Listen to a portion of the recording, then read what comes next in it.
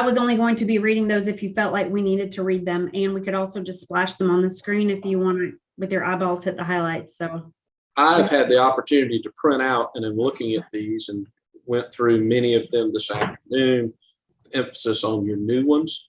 I would say it's fine to put them on the screen, but let's just read the new staff comments and recommendations, if that's okay.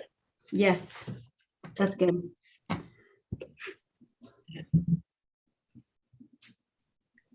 Okay, Andrew, are we live on YouTube?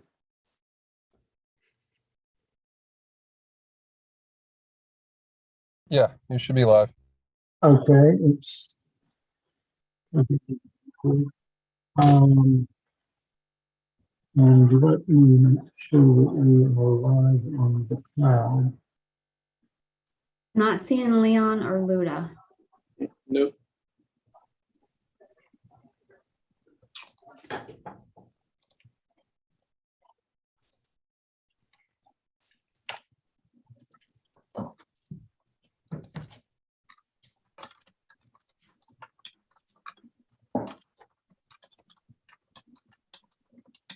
Hey, Lawrence and Tori, Yes. SGA Charleston on your attendee list is Luda. If you want to let her in, promote her to Okay. panelist.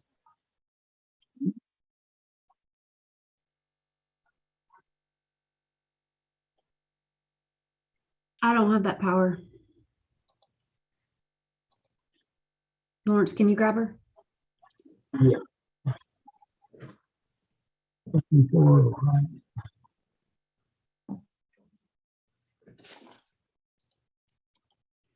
And then if we, I mean, we have enough members to start until we find Leon.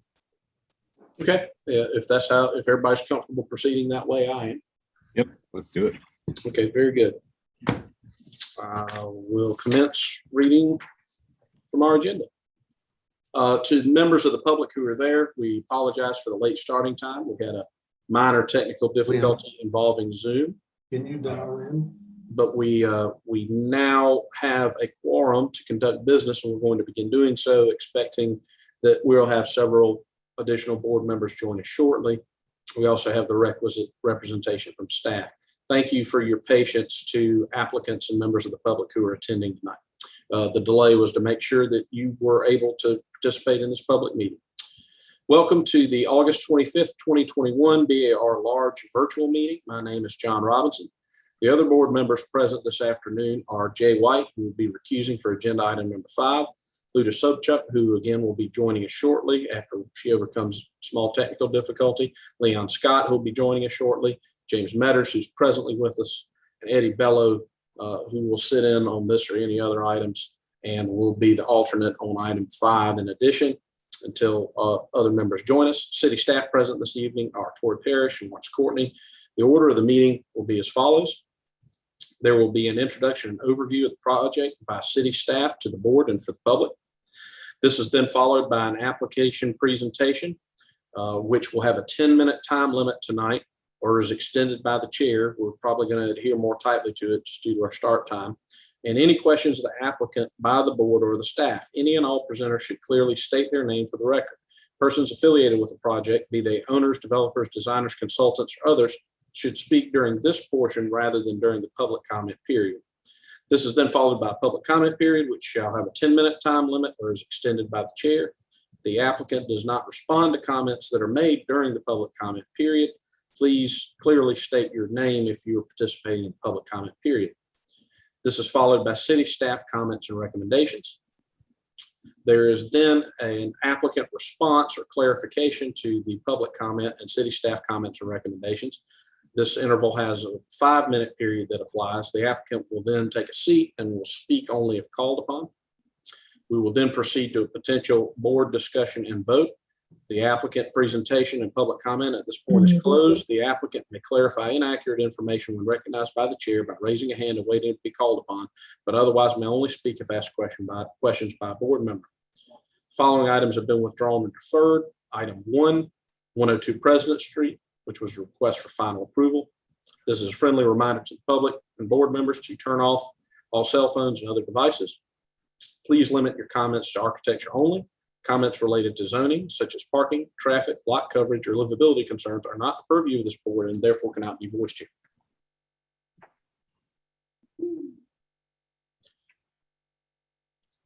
Lawrence, I cannot see your additional overview, so when you have a moment to put that up, I'll be glad to continue. Take your time.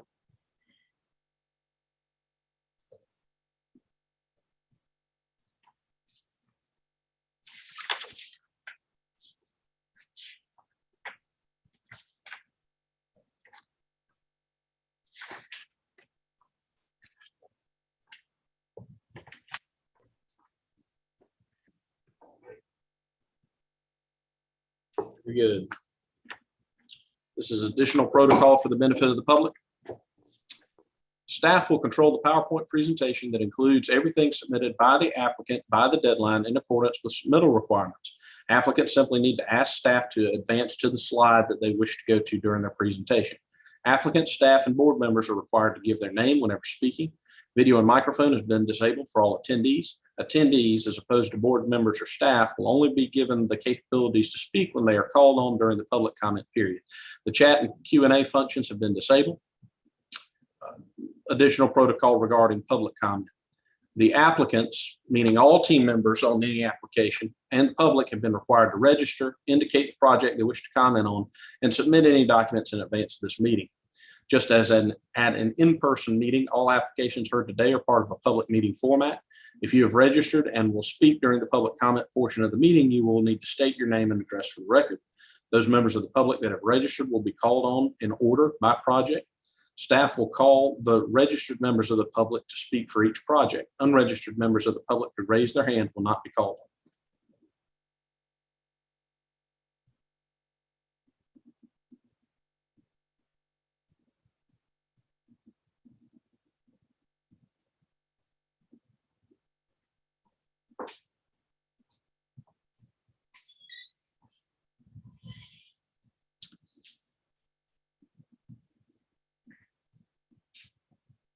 Additional protocol applicable to the board. Board members will be polled by the chairperson for comments and for their vote on a motion. Each member, when voting, should respond yea in favor or nay not in favor. The chair shall reread the motion verbatim, and the board member making the motion should correct the chair if he has not reread the motion accurately. If a board member needs to recuse, he or she will temporarily be removed from the meeting and placed back in the meeting at the start of the next agenda item. If the board needs to go into executive session, they will call into a separate conference line, and all video and audio on Zoom will temporarily be turned off until they are ready to return to the regular meeting. Results and staff comments will be posted on the city website at www.charleston-sc.gov/BAR. These proceedings are being recorded and broadcast to the City of Charleston's YouTube channel.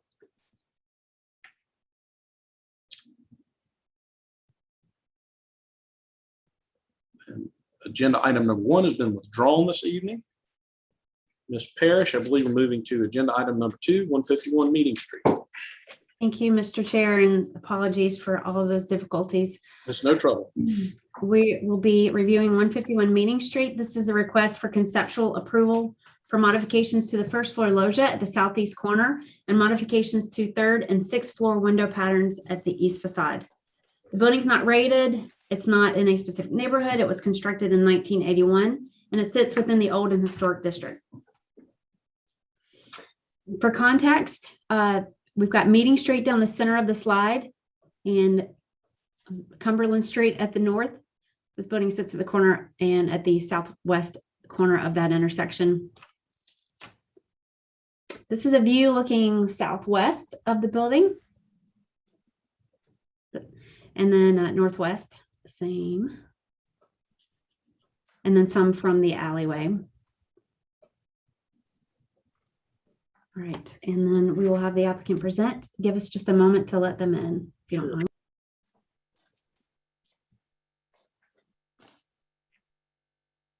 Is Mr. Batchelder's representing the applicant tonight? Yes. And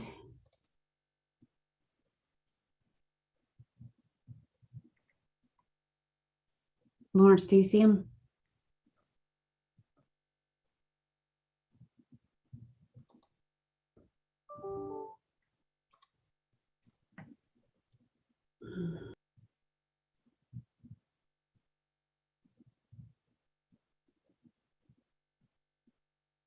Now I'm concerned he has no link.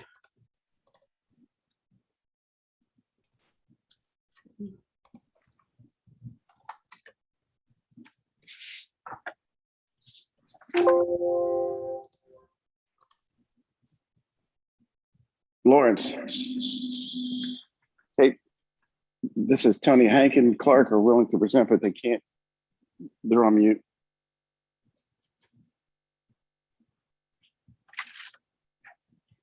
Can you give me those names again? It's Clark Batchelder and Lawrence or Hank D'Antonio, but It it's shows under up Clark as- Batchelder. I think it shows up as GDA in the Okay. attendee list. Oh yeah, that's true. Okay. All right, GDA has been promoted.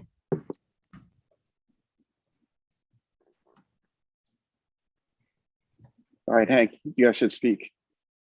Yep, the GDA needs to unmute themselves. There we go. Excellent. This is Clark Batchelder and Hank D'Antonio. Can you hear us? We can hear you, Clark. Thank you for your patience. The floor is yours for the 10-minute period. Okay, thank you. This is Hank D'Antonio with Goff D'Antonio Associates. I'll start out with a little introduction here and the reason why we're kind of doing this project. As you know, this building has been around since 1981, and about 5 or 6 years ago went through an overhaul kind of renovation of the exterior facade. And the building is in a strategic location, and one of the things that we're trying to do is to add some amenities and some other items to this building so we can compete with other more current projects, either already built or under construction in the upper part of the peninsula off Morrison Drive and elsewhere, Meeting Street Road and so on. So what the owner would like to do is add some amenities to this building. And the three pieces that we're talking about right now, the ground floor is to try to attract a restaurant tenant on the sort of southeast corner of the building and expand the area that's under the loggia, expand that area in terms of a level for outdoor dining under that loggia part. And then also add 2 balcony areas to the 3rd and 6th floor. So maybe we can go through and Yeah, they have a control over the screen. this is just a context which you've already, I think, already seen, so we can pass through this unless anybody has a question.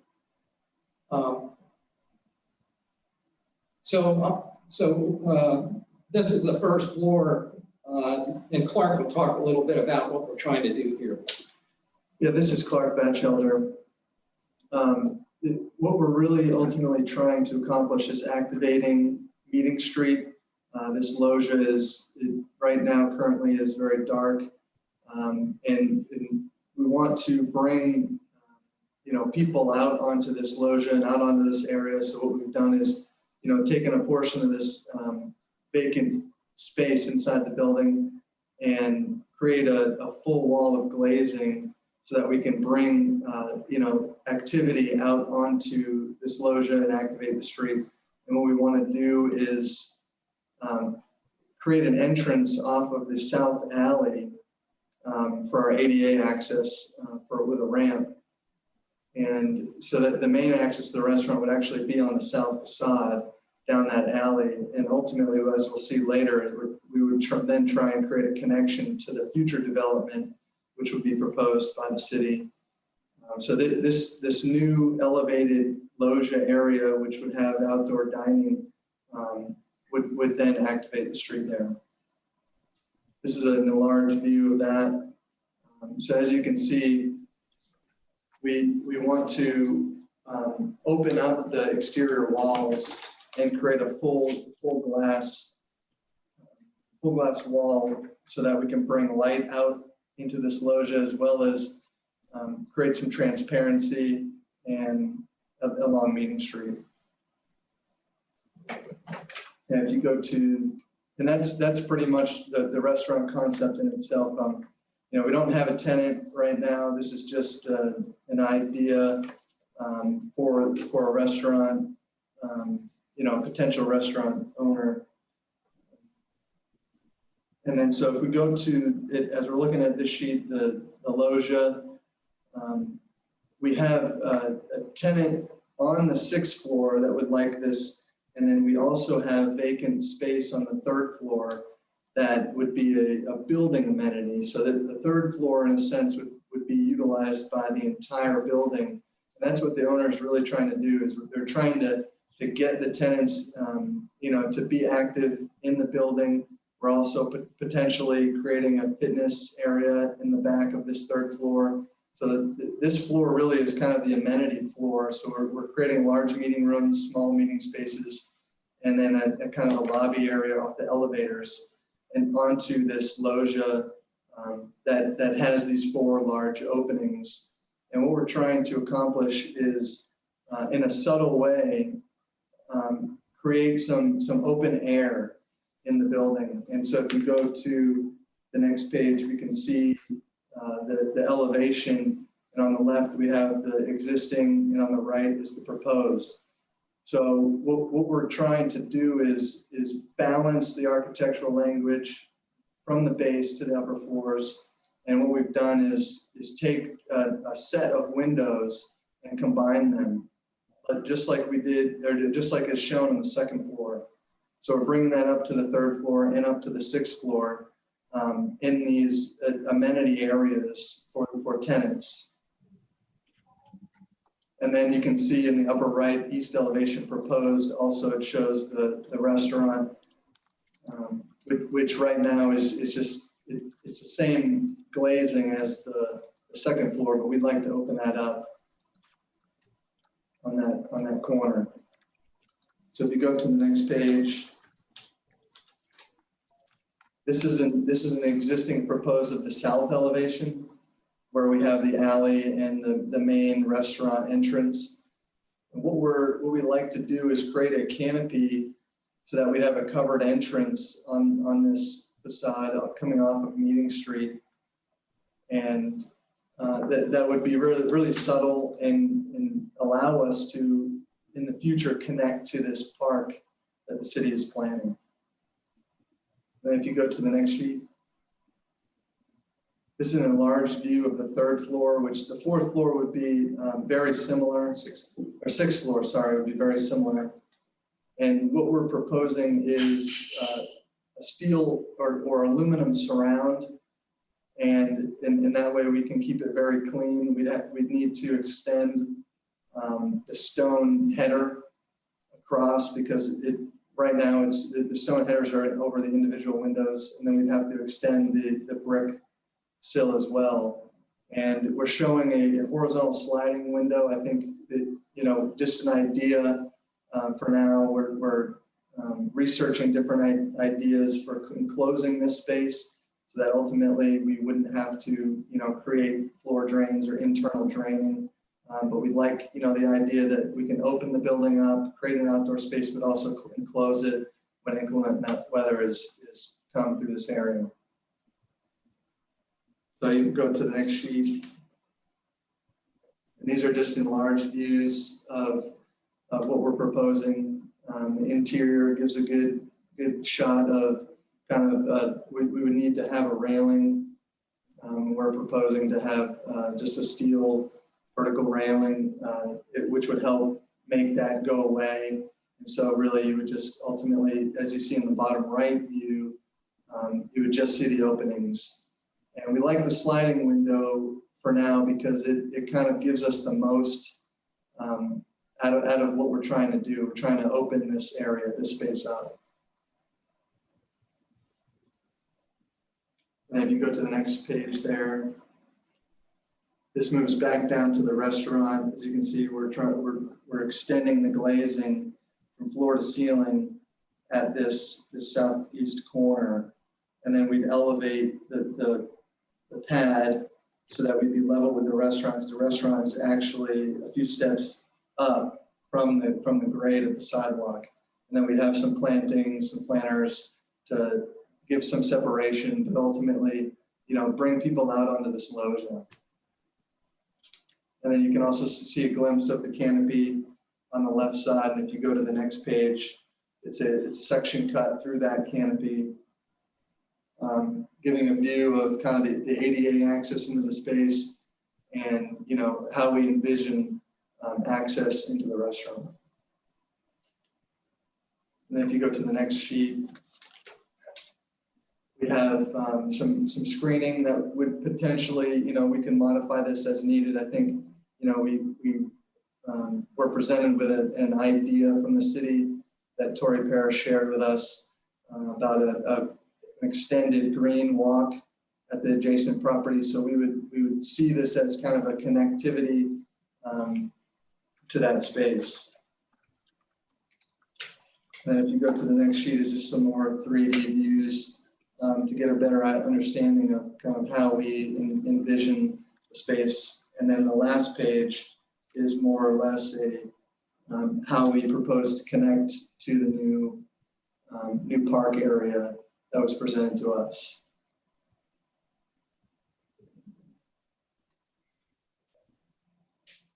I think if you folks have any questions, we'd be happy to try to answer them. Sure, and we can possibly come to that in either and after staff comments and that after their recommendations and when the board convenes. But thank you very much for that presentation. And you didn't use all of your allotted 10 minutes. Congratulations. Thank you so much. Appreciate it. We'll be back with you in a second. Ms. Parrish, did we have any public comment on this proposal? We don't have any public comment on this one. That does not surprise me. Let's move to city staff comments and recommendations. Absolutely. We'll start with some staff observations. The proposed enlarged openings match the fenestration at the second floor. Retrofitting the third and sixth floors with a loggia along Meeting Street adds an element of visual interest in this elevation and allows the occupants to engage with the exterior environment. Number two, the 2017 Board of Architectural Review principles include a Charleston tradition is the adaptation of buildings to its climate, which has established the city's aesthetic identity and enhanced the sustainability of its building stock. One can make the argument that the addition of these loggias on the east side of the building is an exercise of adapting the building to the climate and location. Number three, the 2017 BAR principles include street life on the sidewalk should be supported. The proposed changes at the southeast corner of the first floor help to activate the colonnade space at the street level. And four, the conceptual design for Gateway Walk Park has been shared with the applicant and is included in the submittal. The park would be adjacent to the building on the south side of what is currently a surface parking lot. The park design was part of a project by the Civic Design Center to identify potential green spaces.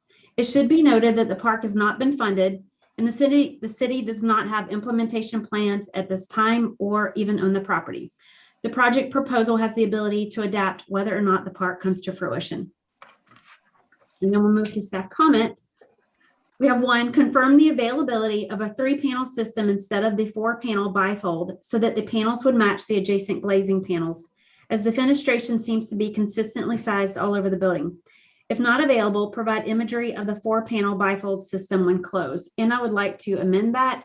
If it may be when you confirm the 4-panel selected bifold system that that is what fits in the pocket in the recess of the window, but we just would like to see it in closed mode. And then the staff recommendation is conceptual approval with staff and board and staff comments. I got you there. Staff and board comments. Yes. Thank you. Okay, I'm sorry. Go ahead. That's all we have. Thanks. Okay, and I'm reading along with you. I thought that was it. Very good. If anyone from Gulf D'Antonio would like to respond, you have your rebuttal period in which you can make any comments on the foregoing, or we can, if you waive that, we'll go ahead and move to board discussion and a vote. Any questions from our board? Say something? Yeah, can you still hear us? Yes. Yeah, yes, we understand staff comments about the panels. And the reason the panels were done in 4 panels versus 3 is because of the being able to get the size opening and also having the least amount of impact in terms of how deep the panels would be in terms of projecting from the front of the facade. If we had 3 panels, then that would be a little more problematic in that regard, but we'll certainly be willing to take a look at that. Thank you. Very good. If nothing further, we will move to board discussion and a potential vote on this agenda item. What do my fellow board members have to say about this applicant's presentation? Mr. Chairman, Yes, sir. I'm comfortable voting on this without knowing what it looks like without the windows in place and seeing what it might look like in the closed position and how that interacts with the surroundings and the masonry open. I like the ground floor modifications. I don't support the blade sign on the corner, but for me, it would be very important to see, even for conceptual approval, basically what this would look like with those panels in place and in a closed position. Thank you, Mr. Metters. Other board comments or questions? I mean, I'm comfortable with the proposal as it's presented, really. You know, this is an extremely small scope of work for this board's review. And I think I've worked with these systems enough to know, you know, to anticipate what it would look like, and I'm confident the staff could resolve it. Yeah, I agree with Jay. I understand what Mr. Meadows is saying. I'm not that bothered by it. You know, I think you've got a lot of freedom, honestly, with this building. This is not one of our better buildings in Charleston. And so I would applaud kind of almost any change to it, honestly. A couple of comments. I agree with what Ms. Parrish said. I think the corner element is great. I think there's an opportunity, though, to do with that canopy, have a little more refinement so that it's not sort of this heavy, almost looks, I know that's not the intent, but it looks like a prefab canopy I could buy somewhere. I think there's an opportunity to bring some richness into the ground plane here. This building suffers from, you know, a kind of a monotonous 80s feel. And so anytime you can bring more glass in or a little bit of delicateness at the ground level, I think is good. A minor thing, and I know y'all are just showing this now, but you know, everything's horizontal. The proportions are just not your fault, but the building's just not very well done. But you know, the planner is horizontal. Break that up into several. You know, let it be a nice element instead of this continuation of what I think are pretty bad proportions. And then the last thing, and I think I'm totally fine with what y'all are proposing, but I think the last thing is, you know, where these openings are going to be. I don't know if this is even the purview of the board, but there's an opportunity for what those interior walls and that ceiling might be. Not to say you want to go crazy, but I mean, look at these elevations, they're pretty lifeless. And so, you know, maybe when these windows are open, there's a nice wood veneer, or there's a color that's kind of interesting, or there's a paint. I don't think you have to go crazy, but there's an opportunity to give a little bit of life to this building, just because you can. You know, again, I'm not a huge fan of this building, so I applaud the changes. So anyway, that's it for me. Thank you, Mr. Bello. I will, I'm sorry, Luda, go ahead. Yeah, so I'm in agreement with everybody right now, particularly with Eddie. And yes, it's very minor, you know, changes here, but it's probably opportunity to break this FBI building messing and, you know, in the middle, and maybe introducing some vertical from ground up, vertical change of material, even if it's applied, I also kind of thinking ahead of time and need to be very careful where this exhaust from the kitchen will be and how that will affect the, the ground level, I guess, or upper level above the ground, where that exhaust will be, and how that will affect that park and things like that. So just precaution. But other than that, I would support the conceptual approval. Thank you, Ms. Sobchak. I've been a little bit of a procedural impasse here. I believe if Leon Scott would like to speak on this item, I believe that that's in good order, and we would not have Eddie vote on it because I think his comments are still appropriate. Okay. Leon, you can choose to comment on this, and if you're here, I'm going to get you to vote on this instead of Eddie. Yep. If you have a comment. Yes, I am here. Can you hear me? Yes, sir. Okay, yeah, I'm in agreement with as well. I'm comfortable with staff and board comments. Good. I'm going to keep it brief because I know we have a lot on our agenda. This is one of the rare cases of a building from the 70s or 80s or even 90s in Charleston where it's actually improving in iterations. And I wish that it could be an example for other buildings in the future, and maybe it will be. I applaud what the architects and the owners are trying to do. I think you're bringing human scale to a building that was devoid of it. You're breaking up the facade and some complexity to a building that previously lacked all of that. And so I think conceptual approval is perfectly appropriate, and I hope that the project is successful. And I too would encourage and admonish the applicant to work on some of the detail issues that we've already discussed here tonight and incorporate those earnestly into what's been suggested, from the exhaust to the fenestration to the arbor and any canopy, as well as the observations regarding the park. And so that being said, and every board member having spoken, Eddie's comments taken in good order, but not having him vote, I think he'll understand that and be okay with that. I would entertain a motion if someone on the board has one. This is Leon Scott. I'll make a motion for conceptual approval with staff and board comments. Thank you, Mr. Scott. Is there a second? I'll second that. Okay, Mr. White seconds. I'll proceed to call the roll. Ms. Sobchak, how do you vote on this agenda item? Yay in favor. Mr. Scott, Yay in favor. Mr. Metters, Nay, not in favor. Mr. White, Yay in favor. and myself, yay in favor. So that is 4-1 in favor, with Mr. Scott voting and Mr. Bello not voting, since he is here. And conceptual approval is granted. Good luck to the applicant. We'll look forward to seeing you back down the road. Thank you. Thank you. Let's see. Agenda item number 3, 250 Spring Street. Ms. Parrish. This is the request for preliminary approval for the renovation of an existing hotel. The hotel, you may remember, is not rated. It's on the west side. It was built in 1977 and it sits within the Old City District.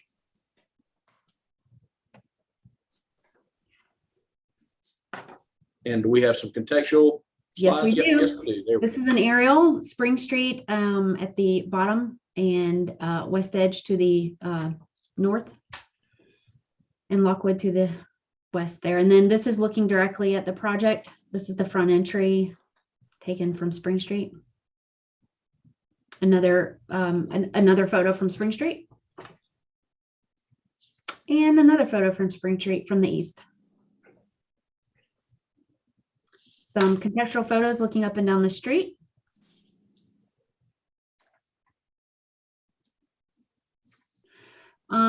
In the essence of saving some time, these are previous staff comments from July 14th.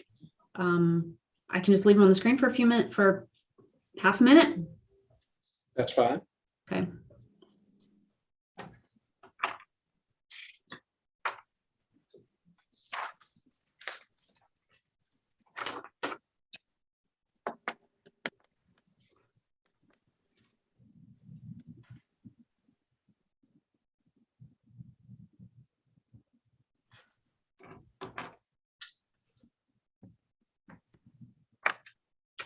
Okay.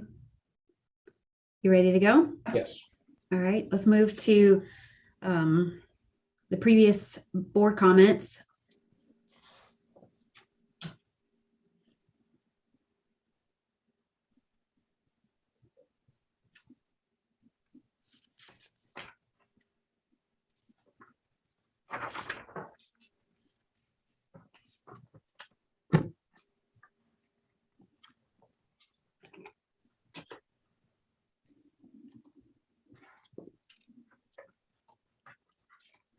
Okay, All right, and then with that, we'll have the applicant present.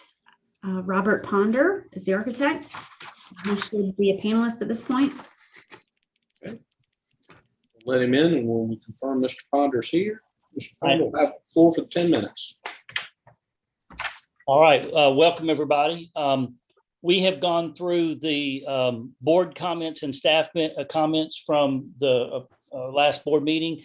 We wanted to kind of address them quickly, and then I'll go through the drawings to show what we have done in response to those comments. These are paraphrases. We went back and listened to the YouTube to try to listen to what the board had said, but there was a discussion about whether the windows were white, black because of the drafting and the pen. I've got a larger detail I'm going to show you that they are white windows to match the new windows to the existing windows. The second one is that the board did not want the color scheme to follow a brand formula for the hotel. We had not used brand colors originally. We had done some color blocking from some other comments from staff and board combined. We've taken out the color blocking and we've simplified it to use 3 of the existing 5 colors on the building, which were used on the other buildings nearby in the complex. So we'll show some elevations for how we simplified the colors. But none of the colors so far have been based on a brand or anything. They've all been trying to work within the context. There's concern about the prominence of the new VTAC grills. Again, in a drafting exercise, when you draw the top and the bottom of a grill, it looks dark. We've now got a better way to render that, and we're going to show that. We are intending the grills to be architectural grills, not mechanical grills, the finest profile we can get, and they will be color matched to the adjacent stucco material. They will not be dark. They should go away as much as possible being the same color. Board item number 4, we had left the building ends unchanged before. And so there was some board concern about being contiguous from the long sides to the short side. We have now made the long sides less modified, doing kind of the bare minimum that we can do. And so now both sides keep the trim, both sides keep a lot of the things that were existing, which people felt like did not need to be removed. So I'll show drawings how we did that. And the last one, or 2 last ones from the board, one of the board members had said they did not like that we had kept the railings on the top floor balconies. We were just trying to kind of do what we call an attic story, but we agreed that that's not a problem to take them off. So you'll see in my modified drawings, we've now taken the railings off the top floor, the top level. And then we had also changed the color of the top floor to create more of an attic story or identifier for that top floor. And that was suggested that that wasn't appropriate or needed on this building. So we've now taken that off. So we've heard the board comments. When I look at the staff comments from before, some of them were negated by the board comments, but the staff had wanted, the staff has agreed that the overall concept of having filling in the balconies and the main intent of this started with trying to go to higher efficiency air conditioners was what started the whole filling in the balconies. The staff had talked about the color blocking. They wanted to help us with the colors. Now the color blocking's gone away and we're using existing colors. So that item went away. The color palette, the staff would work with us. We think now with us using the colors that are already in that area, we've got the colors addressed. The staff said to paint the grills. We've agreed to that. And there was there were 2 different places we showed the window sizes that would be where the balconies were being enclosed. We've now made both of those agree to be 3'8" wide by 6'4" tall. So we've got consistent window sizes. And then the staff had asked about the possibility of recessing the windows into the stucco material. We've now gone to the manufacturers, and to comply with the 130-mile-an-hour wind, there is not a good way to recess the window back from the face. We have a flange window to resist the wind pressures. So we do not have a way to recess the windows back into the stud wall. They're going to we'll show a rendering here of what they're going to look like. So Tori or Lawrence, whoever's controlling the map, let's go ahead and move to page number 17, if you would. The pages before that are the roof plan, the site plan, the floor plans, and what we're doing is addressed in the elevations and some expanded floor plans that come after this page. So if we start on 17, what this is the existing conditions on the bottom half and what is now our preliminary plan on the top half. I've got the conceptual one that'll come up on the next sheet. But as you look at this, on the lower one, there are large horizontal P-tack covering louvers that are in between the sliding glass doors. We now have taken those out, and where the balconies were, put in vertical punch windows with vertical louvers, and take in, again, architectural louvers, fine louver material, not a bigger mechanical louver. So what we have a blow up coming of that we'll show later. But you can see in this elevation, Tori, if you'll go ahead and go to 18, when we had done the first proposal, had the color blocking on the bottom is conceptual, the top is our proposed new preliminary. We had color blocking. We had tried to work with some different pieces of the architecture, not specifically based on what was there, just for the purpose of color blocking. And we heard the message, and we've simplified that, and now gone to a building that has just a stronger base, middle, top, without color blocking at random places around there. And I'll show later the 3 colors that we've picked out of the existing 5 that are there, and show how they comply with the nearby buildings. But the top is our proposed preliminary elevations now. I will point out, if you look at the upper elevation at where the parapet is, I know we're not looking at signage right now, but the parapet itself is a little bit wider right now. It floats with no purpose as to how wide it is from left to right. And we are proposing to cut off the top left and top right of that parapet so that the parapet projection ties in with the projections below, and we think that kind of cleans up the randomness of those 2 corners sticking up there. So that will be cleaned up as part of our modifying the building. If you go to 19, it's just the technical drawings for that same elevation. It's hard to read zooming in. I'll show them later, but this identifies where color number 1, color number 2, and color number 3 are. We've got those colors from the existing building that we're showing that we're keeping. But there's a textural thing in that on the left side, color 1, color 2, color 3. On the far left, you can see the different hatchings. So this is just, we're already working toward the construction documents to be able to show how we use the existing colors. Tori, if you'll zoom back out and go to 20. This is the other elevation. The west elevation looks very similar to the east. It will not have signage on a future submittal for signage. But we have not changed the parapet on this one. It's basically the existing building, other than filling in where the balconies were balconies that are now indoor space with the metal stud enclosure around it, punch windows. But same color, same leaving of the trim that's there now. If you go to 21, it shows the preliminary compared to the conceptual, where we've no longer doing the color blocking and no longer penetrating before we were taking off a lot of the trim and doing some changes. And there was one board member that had said they didn't think that helped. So we've left all the rest of the trim on. 22 is a technical drawing with the colors. 22. Don't have that. I'm sorry. Oh, there were 2 files. Oh gosh, there were 2 files. It would not fit in a single one. Well, I don't believe that we've got the second half of your presentation. Oh no. I apologize. Do it. Gosh, it's gonna be hard to explain without it. We had that. I looked at it. There's another file, PDF. Yeah, it was distributed to the board for review. It's just apparently not in the master slideshow here.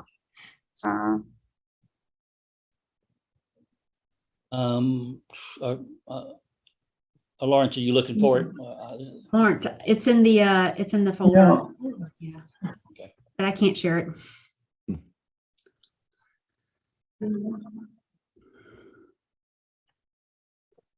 250 Spring.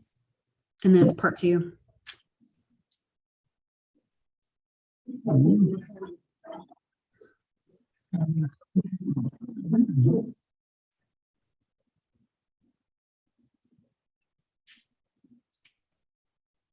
You got to click on the 250 Spring again. You tried to change the name when you clicked on it.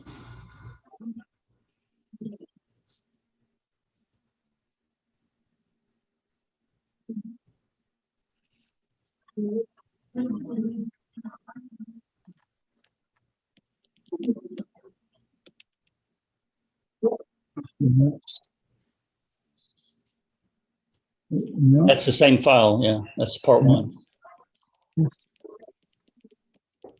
In the 250 Spring folder, there's a part 1 and part 2. And when you clicked on the 250, it actually tried to change the file name instead of clicking on it. So there you go, part 2.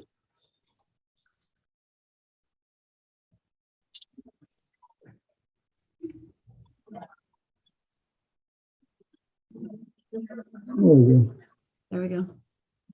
And Robert, this is not counting against your time. Thank you. We have the time you need to I understand. wrap up. I think not much more here. So, all right. So let's go ahead and go to the page. What number are you on? That one. Stop right there. That is the end of the building. Again, where I've got existing conditions versus preliminary. If you'll go to one more to the next page, should be 24. You can see where we had the color blocking and now are proposing the simpler 3 colors around all 4 sides, keeping the trim running around all 4 sides. Next page is a technical color page. If you'll go to 26, please. On the right-hand side now, we've done a very enlarged elevations to show that the windows are white. We've managed to render it where the windows are white, and we've shown the P-tax as painted with very faint lines to show the extents that's on the end of the hallway. On the upper one, you can see the vertical VTAC louvers in between those 2 windows. At the ends of the hallways, we are replacing the very old PTAC units with dual compressor and dehumidifying horizontal units, and the louvers are under those 2 windows on the ends of the hallway, and all that is painted white to match the white storefront. Next page is the other end, and I'm going to just go through again. We've taken out the color blocking and kept the simplification of the colors. If we can go now to page 30.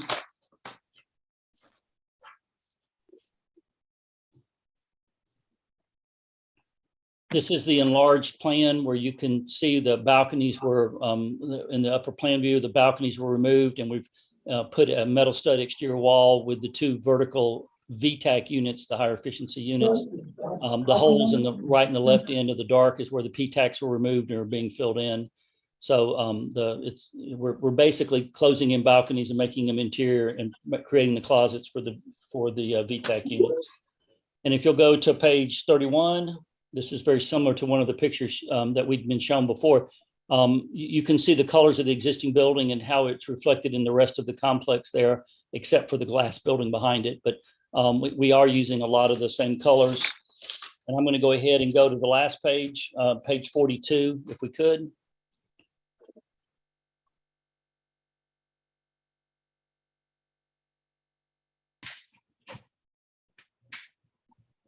And on here, you can see the 3 colors that we're going to keep of the existing building. There's actually 5 on there. There's a couple of more colors in the tower that we thought just confused it, but we're proposing to keep those 3 existing colors and using them in the pattern that we've shown in these preliminary plans. So we appreciate the board's comments and the staff's comments. We think it's better. We're happy. The owners are happy with the modifications that we've gone to in preliminary, and we were asking for preliminary review. And I think to work with staff to work toward the final, color numbers and the color approvals and stuff like that for final. Thank you. Thank you, Mr. Ponder. Any public comment on this agenda item, Ms. Parrish? That's a There's no public comment on this We'll one. move to city staff comments or recommendations. All right. Okay, I'm going to start with some observations that you all had in your packet that we sent out. Number one, some of the trim proposed in the conceptual design package has been removed in lieu of working with the existing trim patterns. Additionally, there has been a simplification of the proposed color palette. Number two, the louvers for the VTAC units are proposed to be a color which matches the adjacent exterior wall. Number three, clarity has been provided as to the window size and mullion pattern. Number four, applicant has proposed the Stowe power wall system, which has been approved for other projects under BARL purview. The texture is to be smooth, applicant to provide samples. Number five, applicant is requesting preliminary review with final review by staff. And six, signage will be reviewed separately. Then we have 3 staff comments, and actually 2 of those have been addressed by Mr. Ponder. Number one, through the photo on page 34, there appears to be a 4th color, a cream trim, slightly darker than the cream tan and pale yellow on the building currently. While the color blocking proposal was not approved at the conceptual review, we would recommend, if the building is going to be entirely repainted, a fresh color palette. Number 2, the windows are shown being placed flush with the exterior wall plane and should be recessed as much as possible. The 2017 BAR principles includes the achievement of a building with relief and the avoidance of the impression of cheap paper-thin facades. And number 3, applicant to confirm if all windows being replaced, and if not, to confirm which will remain. Our recommendation is preliminary approval with board and staff comments and final review by staff of 4 permanent drawings. Thank you, Ms. Parrish. Mr. Ponder, any rebuttal or response to that? You have the opportunity if you choose to use it. She's correct. We'll work with the staff to clean up the actual palette that for those 3 colors that we're proposing in the simplified. As to item number 3, we do have a good 2 foot in and out across the elevation, which I think helps with the 2017 BAR no paper thin facades. We just don't have a way to recess it into the 6-inch stud that we're doing for the exterior to get it in that smaller plane punch back. So we're going to ask that those windows remain as flange windows mounted in the stud on that item number 3. Right, and I understood your comment in that regard from your initial presentation. Okay, very good. What do my fellow board members have to say about this? We'll now move to board discussion and a potential vote on this agenda item.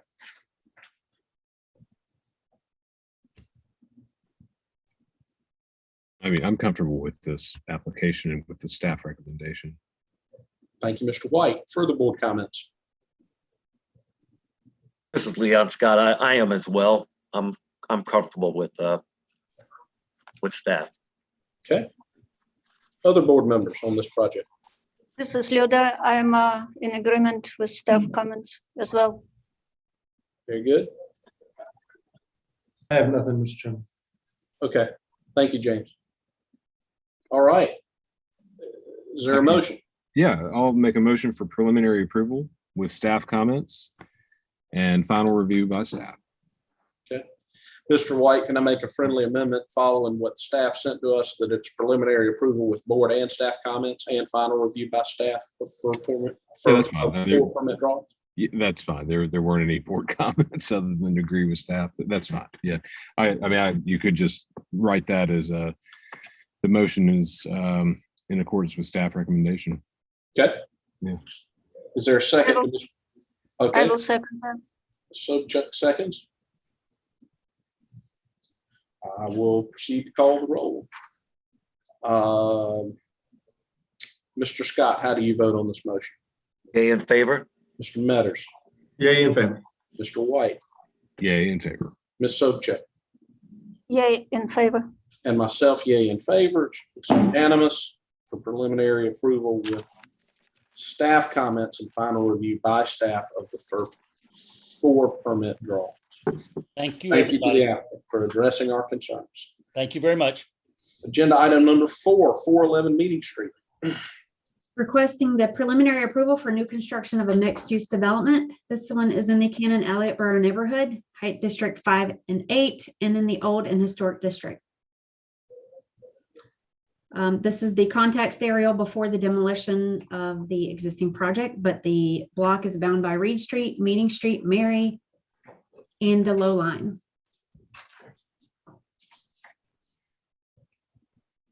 And these are existing photos of what was there with Meeting Street at the top. Some context slides from Streetscapes.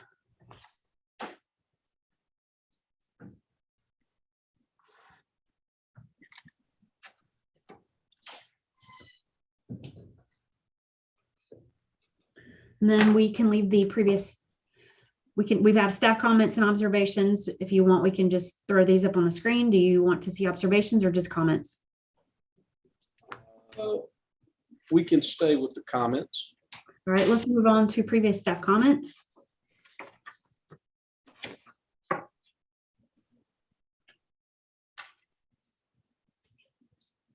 Well, we have board observations. Let's scroll back to board observations That's fine.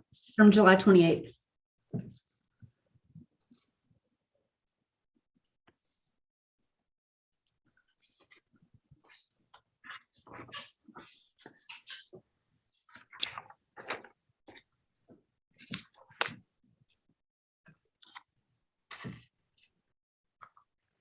Okay, that comports with what I remember. Ms. Parrish.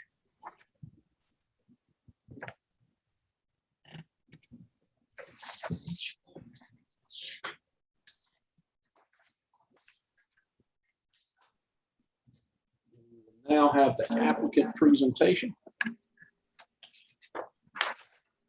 Hello, this is Richard Ellison. Am I being heard? Yep, we hear you, Mr. Ellison. You have the floor. Hi, thank you. The majority of the comments that we are responsible for responding to today came from staff. And some were echoed by the board, but we really zeroed in on the staff comments in the past few weeks. Generally, we were asked to provide more information about this precast skin system, about its thickness, its attachment, how we do openings, how the details work. We have provided those in this submittal and summarized them in typical details on slides AR1 and 2. You can forward through just, I think, 1, 2 slide. There we go. So we provided some typical details about how this system works.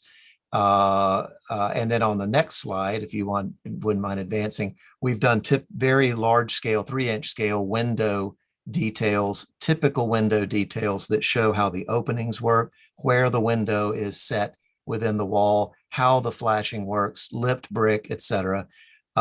So we've kind of summarized the hot spots here in these 2 slides, but somewhere, if you go, you don't need to do it now, but if you go forward about 17 or 18 slides, you'll encounter about another 20 slides worth of all of our details and all the wall sections. And this kind of attention has been given to all of those section details as well to address the technical comments that we got at the last meeting about detailing. There was concern about the, and I should, while I'm on the topic of the precast system, we had a full-scale sample of this precast skin system delivered to the job site. We met staff on site, talked about it with Gate Precast, looked at it, touched it, felt it. It's a very substantial wall system that is, 9 inches plus thick from front to back when you count the precast and the steel and the interior. They brought it in on a flatbed truck. So it is a high performance insulated precast skin system that can do all the things we associate with precast in terms of cornices and reveals and detailing, textures and color. There was concern from the staff and board on the precise window location within the wall, what kind of depth this system would allow us to achieve with a window. Stucco it was where we were before. And with this system, what we wanted to assure the board and staff is that the precast returns at the window opening back to the face of steel, allowing us to move that window back to an appropriate distance. This is not going to be a shallow facade, just an inch or 2 of depth. We're going to be able to provide much more than that. And we were able to even show a preliminary, very, very preliminary mock-up of this on the job site to staff to give an indication of how deep that window would go. There was concern from the staff about flashing details. I think we've revamped those in this set. Concern about lipped brick, which we show if you pan over to the right, we've got that shown in our typical window detail for our brick detailing. And the word typical down there really does mean that. That means we're intending to do this on every brick opening. This is something that we're going to incorporate everywhere. There was concern about some of the colors and the photographs not really coming across very well in terms of the materiality. Just the color, some of it looked kind of green, some of the dark greens look black. We were able to bring some actual samples to the job site to leave in place where we can look at them in sunlight and get a better idea of color. And in addition to those comments, there was some concern. There was just a few ambiguous material notations within the drawings, which I believe we've addressed this go around. So a lot of technical things. That really concludes the presentation. It really was all about coming back with a better level of information in these details to satisfy the concerns over this material system and the openings. Thank you, Mr. Ellison. And I would just comment and agree that really was the gravamen of what you were charged with, was getting the details about this material and its appropriateness and sharing that with staff. So thank you for the level of attention that you paid to that. Ms. Parrish, do we have any public comment on this agenda item? We do not. Okay, we'll then move to city staff comments and recommendations. All right, we will start with a single staff observation. The exterior changes such as the raised pediment, increased roof height or slope, precast detailing, and arch fenestration at the center of the hotel east elevation are well received. And then we're going to do some staff comments. It's a big package there. I want you to be able to see them. Number one, per review of the precast sample panel and discussion, additional window recess is possible. Board should determine minimum depth based on information from applicant. And number two, a change of exterior material at the smaller boutique hotel is encouraged in order to provide material richness and variety across this large project. Three, while the materials and colors are attractive, staff has concern that the colors may be too homogeneous across the site and would encourage some additional differentiation between the buildings. For example, consider brown brick for the apartments, which would also harmonize with the Homewood Suites across Reed Street. 4, the joint width on the sample panel and depicted in the drawings on page AR1 as 3/4 inches, and width shall be reduced as much as possible. Applicant indicates this may be a 1/2 inch or less. 3/8 inch would be ideal. 5, windows should be set as deeply into the wall as possible. It appears that with the applied brick molding, the windows may be recessed another inch or perhaps even a little more. 6, appropriate shutter hardware is to be included. 7, it is understood that typical exterior materials will need to wrap into the entry/exit areas of the underground parking, with specially paving and a ceiling to a distance of 25 to 30 feet, or to a clear delineation point determined by interior elements. And 8, while materials are well noted and color palettes displayed, applicants should specifically identify any perceived long lead time items for which they may be requesting approvals at final submittal. Staff recommendation is preliminary approval with board and staff comments, with staff to work with applicant on minor color and material palette adjustments, with final review by staff of 4 permit drawings. Thank you, Ms. Parrish. We will now move to a potential, actually, we'll let the applicant respond if they would like to, Mr. Ellison. You don't feel like you have to. No, I have no further comments. Thank you. All right, board discussion and a potential vote on this agenda item. What does the board have to say in regards to this applicant's project? Mr. Chairman, I have a question, if I could, for the applicant. Of course. Lawrence, if we could go to page AR1.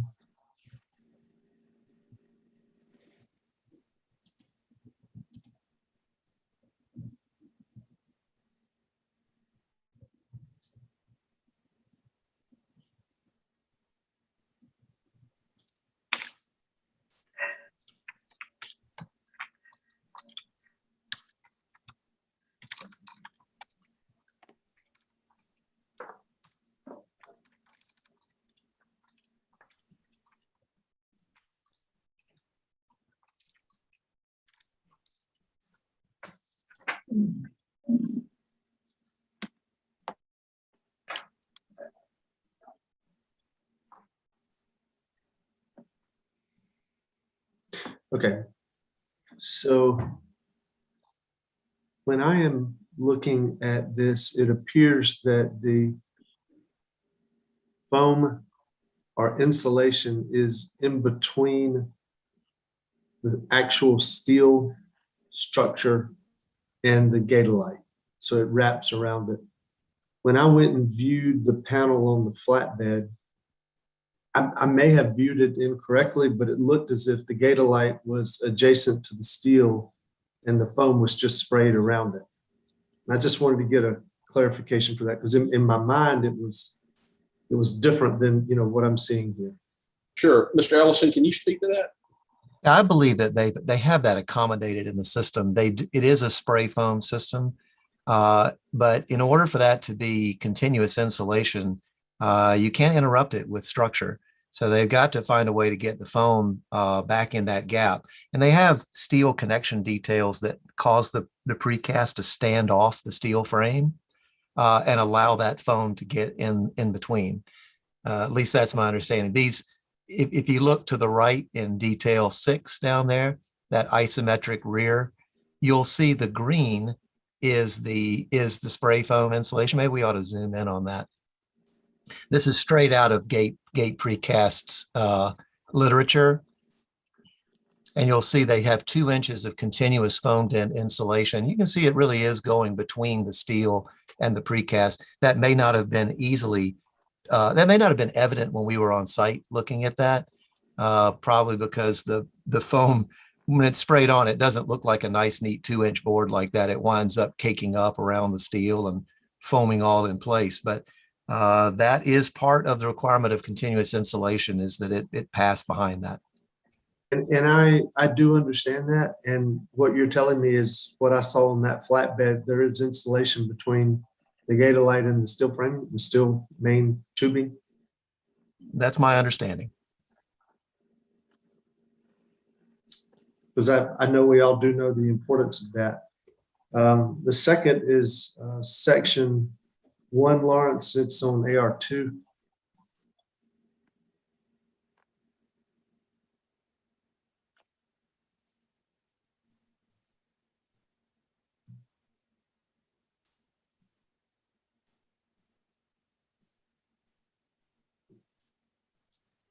And my question, and I appreciate the details of this, which is what brings up the question, but does the window panning, which is the word that's used there, extruded aluminum window panning, does that lock into the window itself?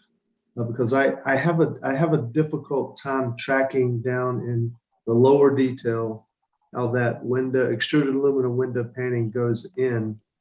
Where is, I can't really understand that assembly and how that works. And, it's on top of the gatorite, but and I can see what's called a shim, and then underneath that, the blocking, but I don't really see the waterproofing as that is installed, and I just don't understand that assembly. Yeah, I appreciate that question. Window panning is, it is more aluminum. It's made out of the same aluminum as the window. It is made by the same manufacturer as the window, and it is made to integrate with the window system. So the panning is like putting a frame around a painting. It is a frame around the frame. It does, in fact, lock into the window system. I think if you zoom way in on the head detail that is currently on the screen, you'll see where that panning system has there is a point of engagement. That's where it engages with, yes, there's a clip there where we can seal to between that and the precast. And if you follow that trim over to the face of the window frame itself, you'll see that they have a system of attaching this to the frame that is sealed up. So this panning is meant to be an extension of the window frame that is a waterproof extension of the window frame. It has to be sealed all the way around as well as attached because the panning has got to be just as waterproof as the window frame itself. So it's just a way of making that thin little window frame that comes from the factory a much more substantial section, which is going to allow us to place engage the precast further out, put the window farther back. And it also mimics the profile that you would see in historical wood windows. And that's really what this panning is meant to do.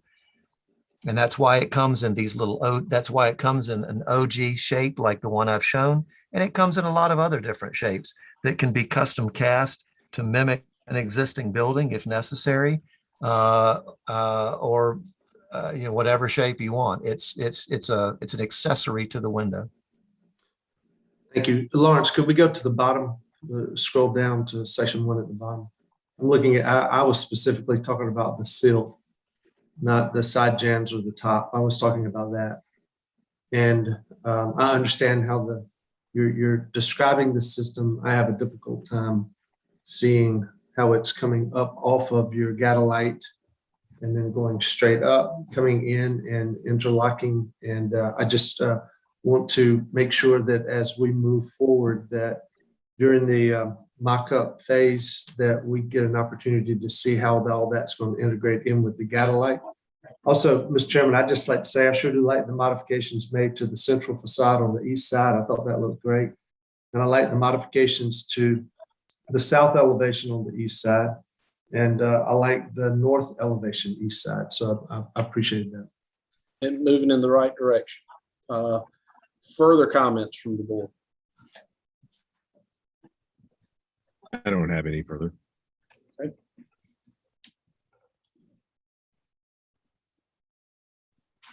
Anybody else?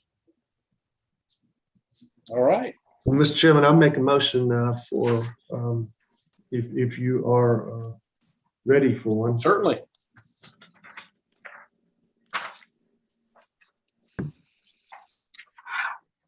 Make a motion for preliminary approval with board and staff comments, with staff to work with the applicant on minor color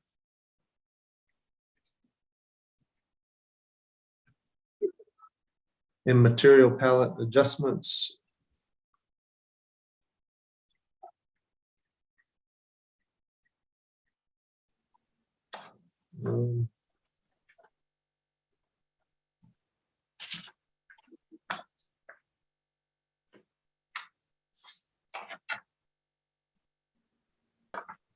And I think that's all I have. Yep. How would you consider, as it was stated by the city's recommendation, with final review by staff for permit drawings, or drop that portion? That was either way. Is your motion either way is fine by me? Yeah, that was not part of my motion. Okay, got it. Just wanted to make sure. Thank you, sir. Mr. Metters, your motion, as I understand it, is for preliminary approval with board and staff comments, with staff to work with the applicant on minor color and material palette adjustments, period. Did I correctly restate your motion? Correct. Is there a second to Mr. Metters' motion? I'll second that. Thank you, Mr. White. With a motion and a second, I'll proceed to call the roll. Ms. Sobchuk, how do you vote on this motion? Yay, in favor. Mr. Scott? Yay, in favor. Mr. Metters? Yay, in favor. Mr. White? Yay, in favor. And myself, yay, in favor. So the motion passes as stated by Mr. Metters. Thank you to the applicant. We'll continue to look forward to working with you.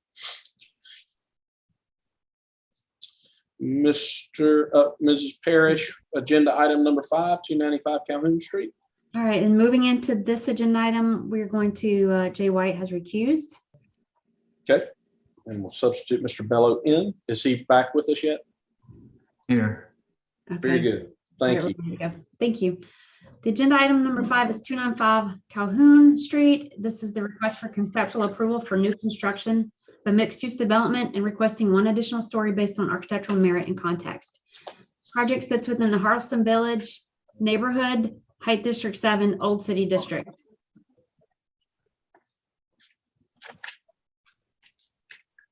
We've got an aerial view. This is Long Lake, Alberta Long Lake to the south, Charleston Village to the east.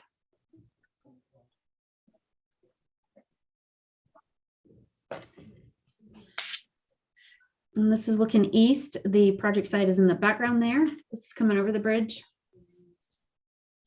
with Ashley House to your right. This was this was prior to demolition. This is looking into the site, looking south. And looking across the street.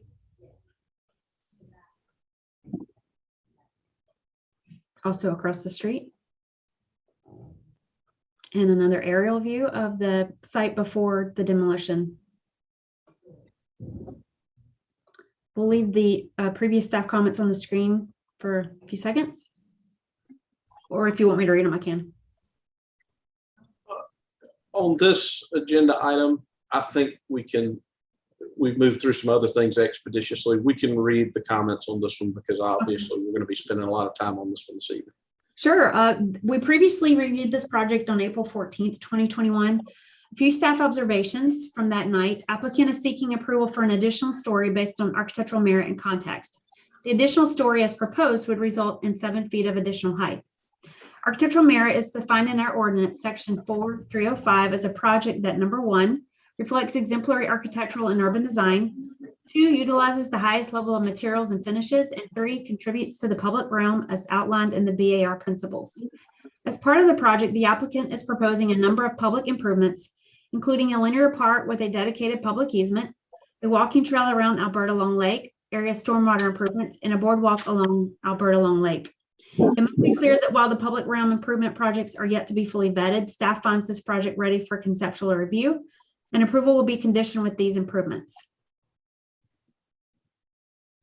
The location is unique. The juxtaposition between the medical district and Charleston Village places it between 2 areas of very different character and architectural languages. The project should provide a balance and transition between the Roper Hospital across Calhoun Street, which is 7 stories on a slightly higher grade, and the more residential areas to the east and south. Last, there are some differences noticed between the plans and the renderings. Our comments that night were directed to the renderings and colored elevations. We were aware and we believe the conceptual review can be performed at this time with those subtle differences.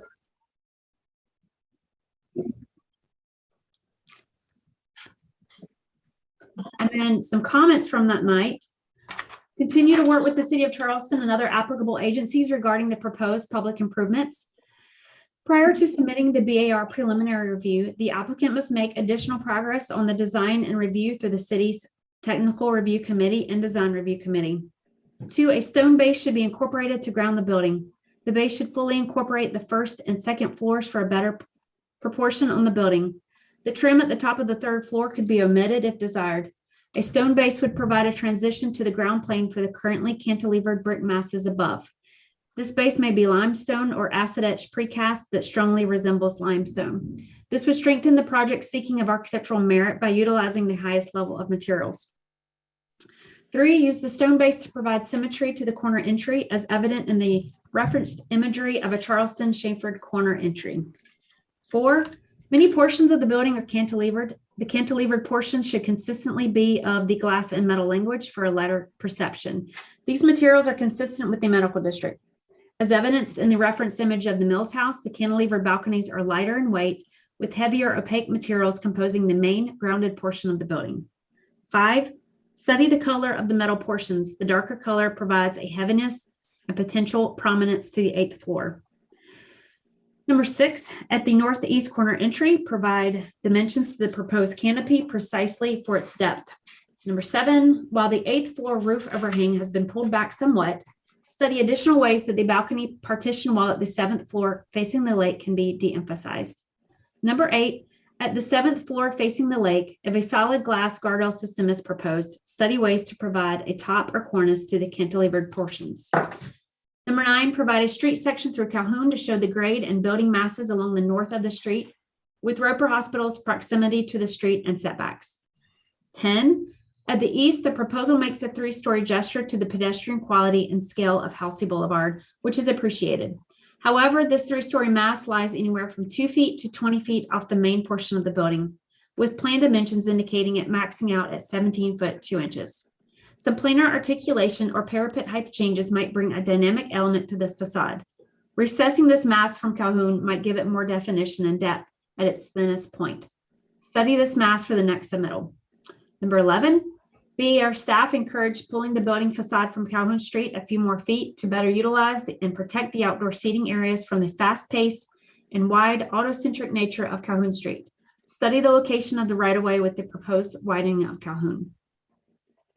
12, provide distinct and well-detailed cornices at the 7th and 8th floors to help define the tripartite system found on most Charleston buildings, which consist of a base, center, and top. As an alternative, consider treating the whole 8th floor as a cornice. 13, regarding fenestration, the single window width opening with spandrel panels between floors is only evident at the center of the south elevation and should be updated for more consistency. And 14, section on page 53 of Halsey Boulevard Street section depicts no space for greenery or foundation plantings between the building and sidewalk on the Halsey side. Because residential units would be placed at ground floor, we encourage planting strips here if these can be incorporated. And our staff recommendation was conceptual approval with staff comments. And then I have board comment printed out in front of me if we need to hear that. We can skip through those. I think I remember what we can put them up just so everybody can refresh their memory, but we don't need to read them in.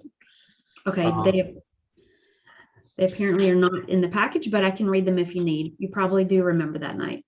I very much remember that night. I think our fellow John board had a lot of reading that night to do. That's right. That's right. Okay. All right, so the applicant will present and I'll pull them in. This is going to be John Magnovic and Jason or Vic Mills. Let's see if I can find them. Jason is here. Once you have them in the room, the applicant has the floor. All right, got Jason in the room. Let me find everybody else.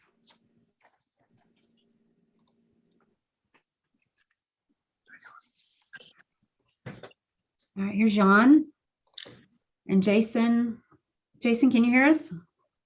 Yes, excuse me. This is Vic Mills, and I'll be introducing the first portion of the comments this evening. Okay, Mr. Mills, is there anyone else that we need to promote to speak, or do you have everybody? I think it will be just me and our architect, Jan Jacob. Okay, great. Thank you. I think we're ready. Good evening, everybody. Good evening.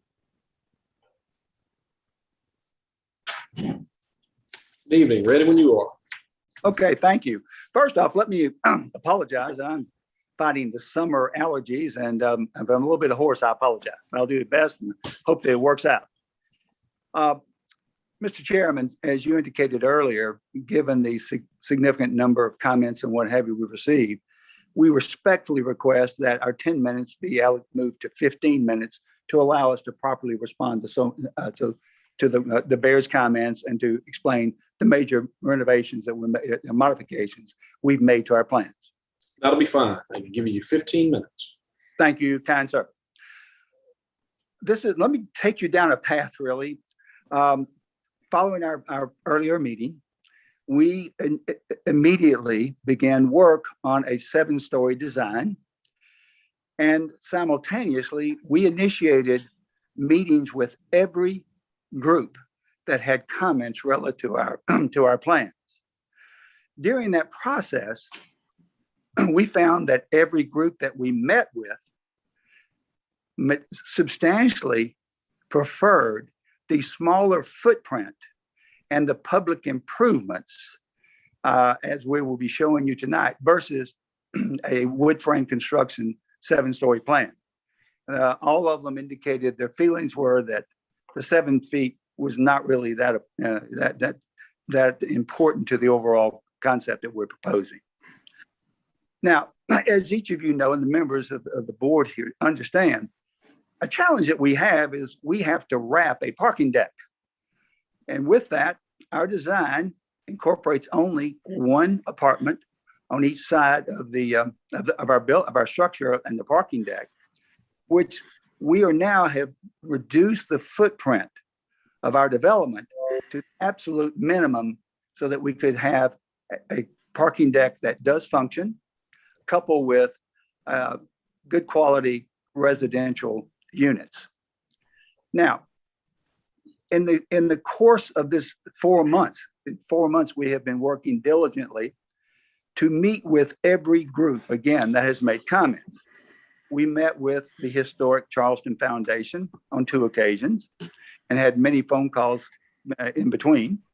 We met with the Preservation Society of Charleston on 2 occasions, and again, had several comments in between. It's important that in both of these instances we'll discuss earlier, we took those comments that we could respond to, and we have made many, we've incorporated many of their comments, I would say most of their comments, into the redesign of our structure.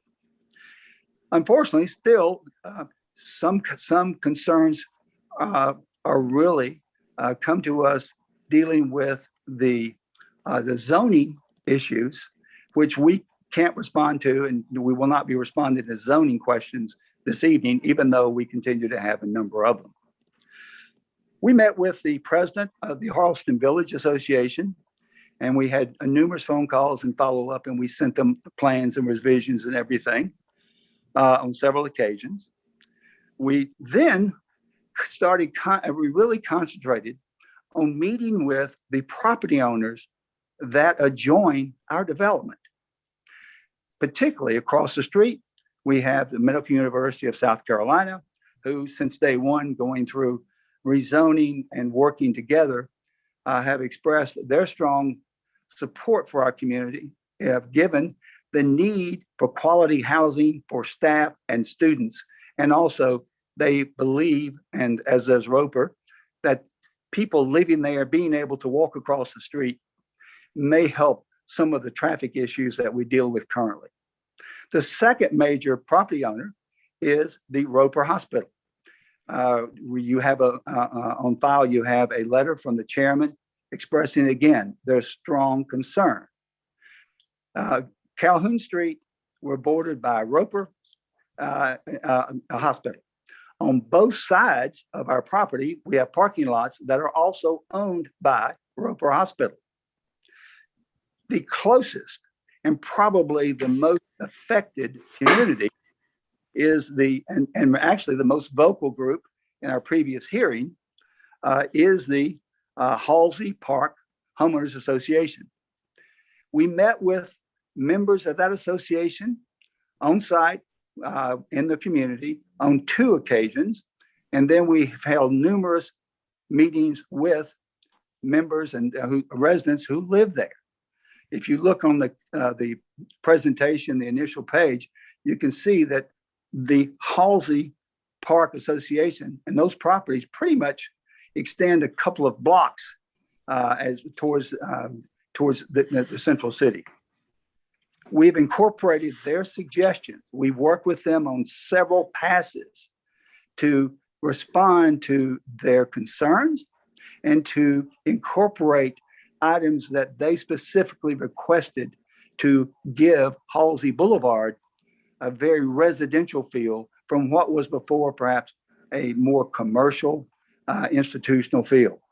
So you have the letter of support from individuals, a letter of support from the Halsey Association. So basically, we feel very fortunate that we now have the unified support of all the property owners that adjoin our site.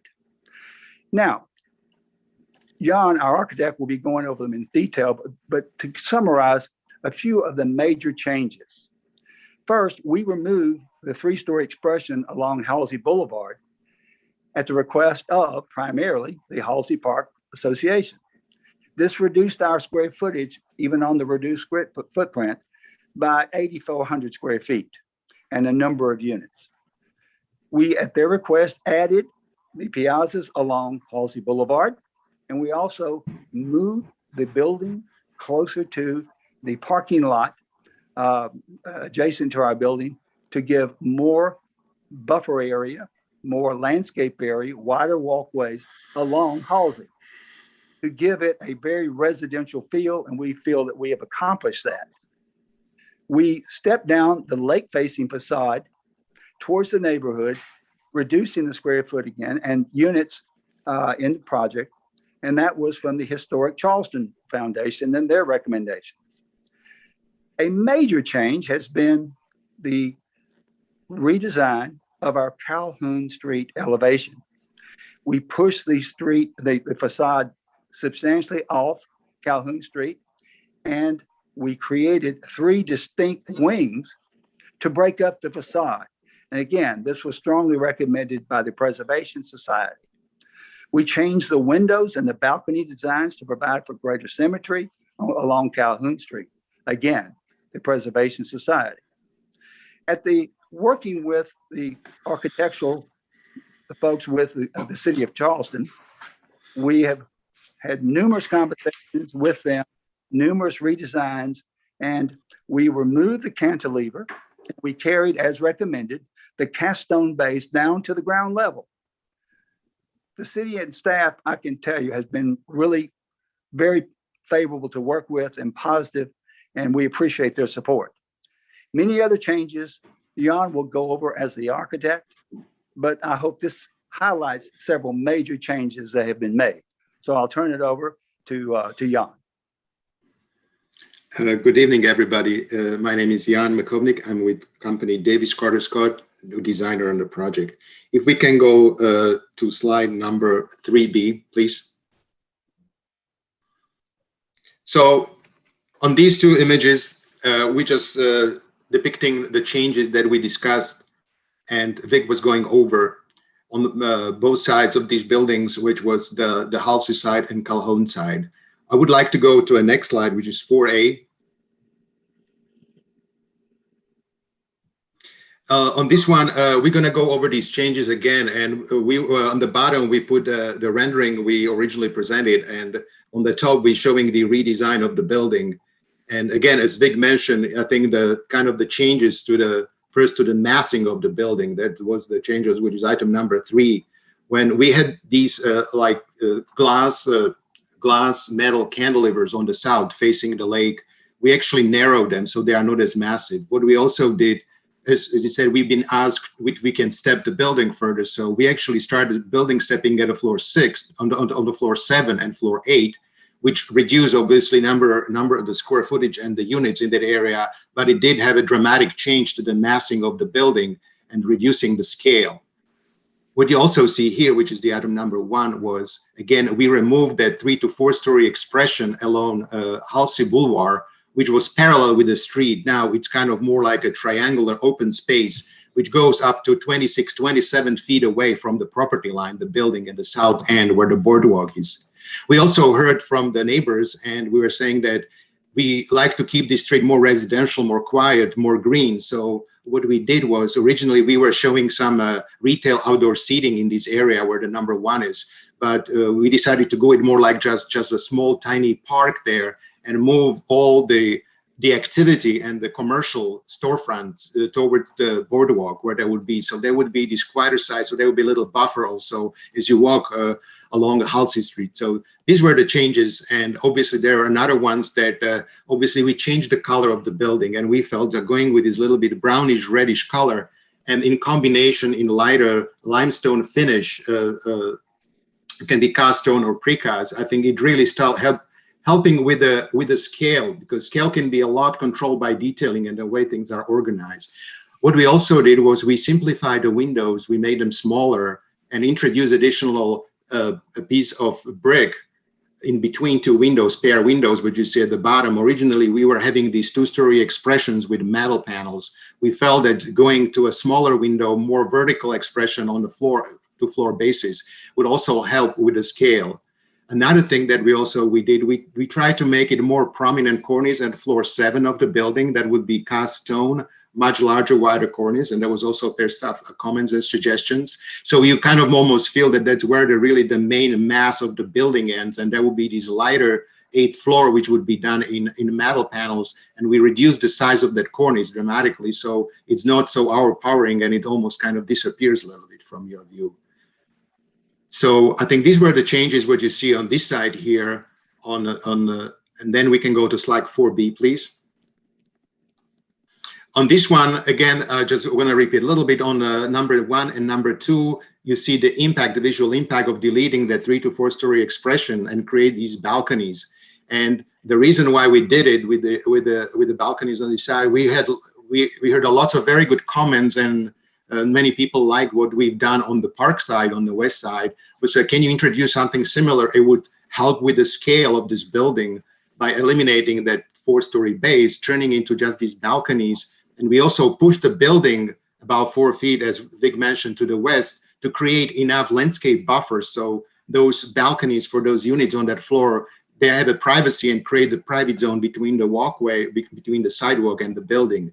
So we thought that was a very nice gesture, and we got lots of compliments on this move, that what we did on Halsey. Definitely said it looks a lot more residential and looks much, it's a better scale, and it still feel activated, but it moves away that commercial feel.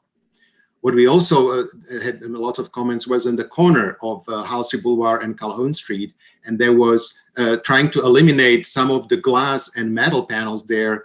And by moving the building, we also narrowed the chamfer, and we make this building, the corner, much narrower, and reorganized the entrance, created a portal that helps also create a symmetry, as per staff comments, and also eliminated the overhangs, the cantilevers on the Calhoun Street, and introduce the limestone, the cast stone precast base, and created a little bit more symmetry.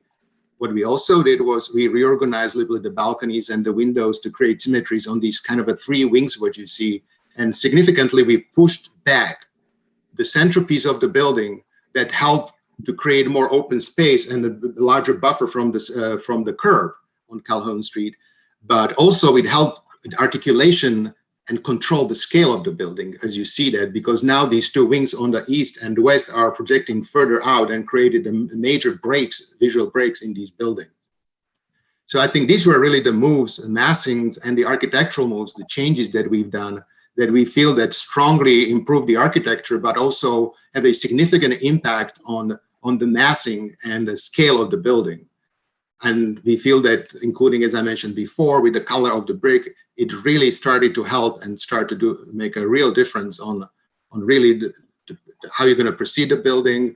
It gave it a lot more residential feel, the smaller scale, and really tectonically help with the base that we created on Calhoun Street, when the brick is carried down, not to cantilevered,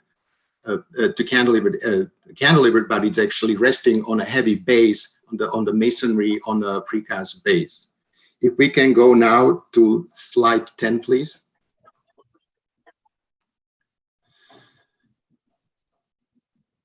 Page 10.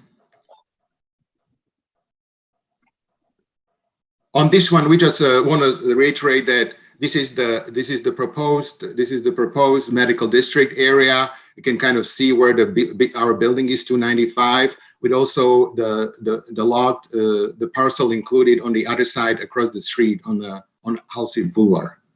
Please go to number 16.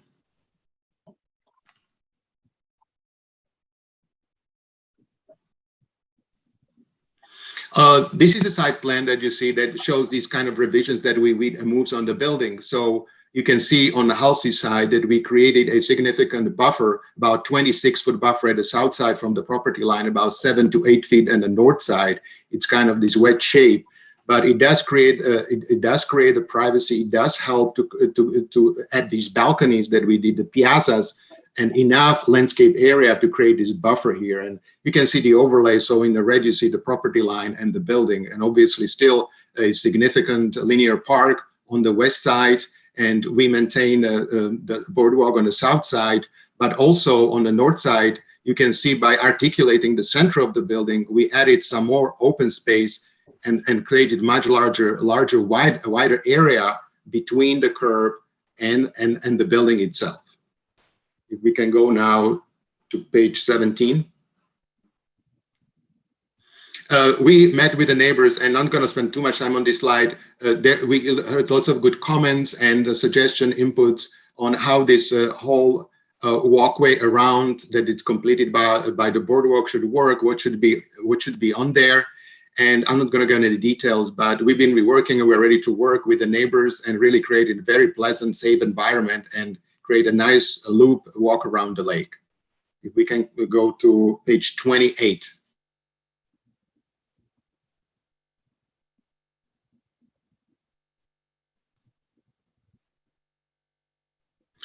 In this case, we are just wanting to show, I mean, when we were exploring the possibility of going at one less floor, potentially. So what we're showing is just an overlay between either 8 or 7-story buildings. So in blue, what you see, that's our current footprint. And you see, again, significantly reduced also on the Halsey side and push back on the Calhoun Street. So these are kind of the in red areas that would be occupied by a 7-story building. So we feel that, you know, doing the additional floor is significantly adds an open space and creates really pleasant environment on Halsey, also on the west side, and helps also on Calhoun to going with a little taller building and having roughly the same program in an 8-story building. Page 29, please. Page 29, it's just a quick diagram. It's a section, again, the same thing what you see on the previous page, what was in a horizontal plane. This is in vertical section, just showing that really, because going from a wood frame building to concrete building, we can save about 1 foot per floor. So really adding another floor, but turning the entire building into a concrete, much solid structure that allows for much better, heavier masonry materials that can be applied all the way on the building. Much easier to do with a concrete, much stronger. That really, we just need about 7 feet to add to the total height of the building to actually add the full floor. Go to slide 34, please, page 34. On these, we're just gonna look at some context. Again, I want to remind you, we did this before. Now we're doing with the new design, with the new architecture fenestration we showed on the buildings. I think, and then reiterating that we created this new rhythm of the windows, tried to change the scale. And as it was mentioned, that our building is kind of in a transition area when we need to respond to both to a medical district and partially to Halsey side of the street that needs to be a bit more residential, less commercial. So we're just going to try to kind of compare and put it, building a little bit more in the context. If we go 35, please. This is, again, I think what we were doing on the south end of the building. We did introduce a little bit more glass on the buildings, and we thought that was appropriate. On the south side facing the lake, large open area. On this one, you also see how we reduce that cantilever piece and make it step down a little bit in that metal glass. So it really helped with the scale of the building, and really, I think it responds well, and it's kind of a similar treatment what you see on a children's hospital building with the glass. We can go to slide number 36. This is just a little bit more in detail. What you're seeing, these are kind of the opposing sides. What you would be this our building, what would be facing on a Roper Hospital side across the Calhoun Street. So we just going to see the relationship of the fenestration, and again showing the entrance and the improvements we did with a full continuing base around the corner, and with a 2-story portal that would create this unique expression with just a small canopy and significantly reduced chamfer that also help with the scale in this building. We can go to slide 37, please. And again, we did hear lots of good comments about these piazzas, balconies that we were using on the park side. And we've been asked if we can also reuse it on the Halsey side to create a nicer scale and kind of residential, a lot more residential Charleston feel, really, because they felt that really this really does position and make this building unique, and it helps it to respond to tradition and the history and some of the elements of the buildings that they're used across Charleston. Slide 38, please.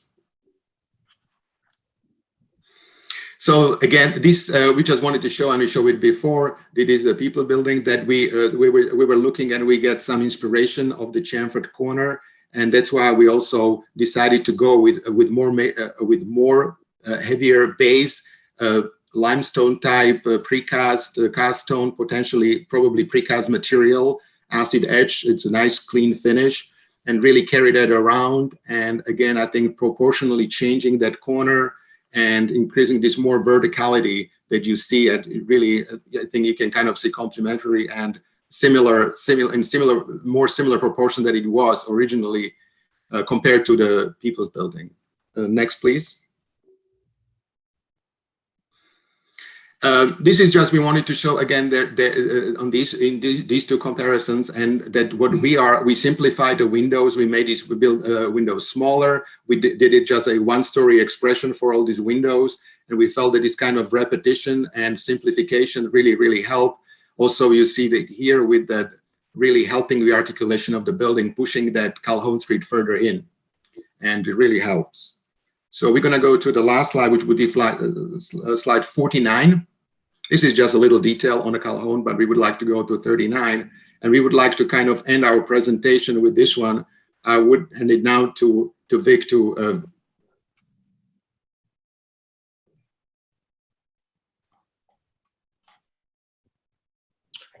Vic, you were muted. We won't count that against your time. If you can unmute yourself, you have the floor. Okay, can you hear me now? Yes, sir. Thank you. Okay, I'm sorry. In closing, I'd like to speak briefly about the merit for the architectural design to what we feel strongly will provide the basis for the extra story or 7 feet. Number one, we are donating a linear park to the city of Charleston. Just the land cost alone, not that it really matters to you, but it's about $1.6 million, based on what we paid for it. Number two, perhaps the most important improvements that we'll be doing is the working on stormwater. As you know, we're required to produce 20% less stormwater than what was there before. Well, working with the 2 engineering firms, as well as in consultation with the Dutch companies and with Matt Fountain and the stormwater people with the city of Charleston, we have been able to develop, and we've gotten strong support for, that we can not only solve the 20% with us, but substantially improve the existing stormwater problems that we all face and that we will face in our project by making the improvements we discussed before to Long Lake. We also spent a lot of time talking with citizens and residents surrounding Long Lake, and they have agreed to work with us to form a committee for the design and functionality of the improvements along Long Lake. The high quality materials we have continued to work towards, they're probably the highest that we could offer. And we are totally convinced that this will be one that we will all be proud of. The increased setbacks are over what zoning allows. And finally, due to construction type, the changes of the 8 stories, again, only at 7 feet. So members of the board, Mr. Chairman, we thank you for the opportunity to discuss this. We're available to respond to any questions, and we could not be more excited about moving forward on our project. Thank you, Mr. Mills. Let's see. Ms. Parrish, I believe, somewhat reduced. We still have extensive public comment on this item, correct? Yes, we do. Who do we have with us live to speak this evening out of 4? Okay, we'll start with Justin Schwebler. Okay, Mr. Schwebler, you have the floor when you have audio. Good evening. This is Justin Schwebler with the Historic Charleston Foundation. We continue to have significant concerns over the height, scale, and mass of this project. We thought that the board and staff comments were perfectly to the point at the previous meeting of 4/14/21. All parties seem to be in agreement that the building was quoted as inappropriately large. We also support the staff comments that the project should look to provide a balance between Roper and the neighborhood. We believe that the applicant has not done enough to address the board and staff comments that justified the denial of their previous application, especially since those comments were primarily directed at the scale and massing of the building. The increased setback on Halsey Boulevard is a small step in the right direction. The staff at Historic Charleston Foundation are of the opinion that the design has not sufficiently changed from the last submission and has not appropriately addressed the board and staff comments for the denial of the previous application, and therefore we recommend denial of this application. Thank you. Thank you, Mr. Schwebler. Other public comment live. Next up, we have Aaron Minigan. Okay, Ms. Minigan, you have the floor when you have audio. Thank you. Erin Minigan with the Preservation Society of Charleston.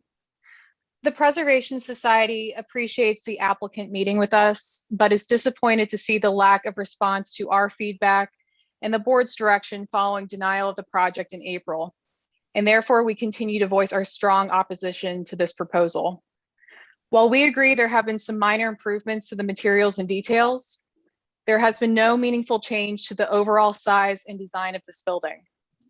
Given this proposal was denied, there should be significant restudy of the fundamental elements of the building, including height, scale, mass, and architectural direction.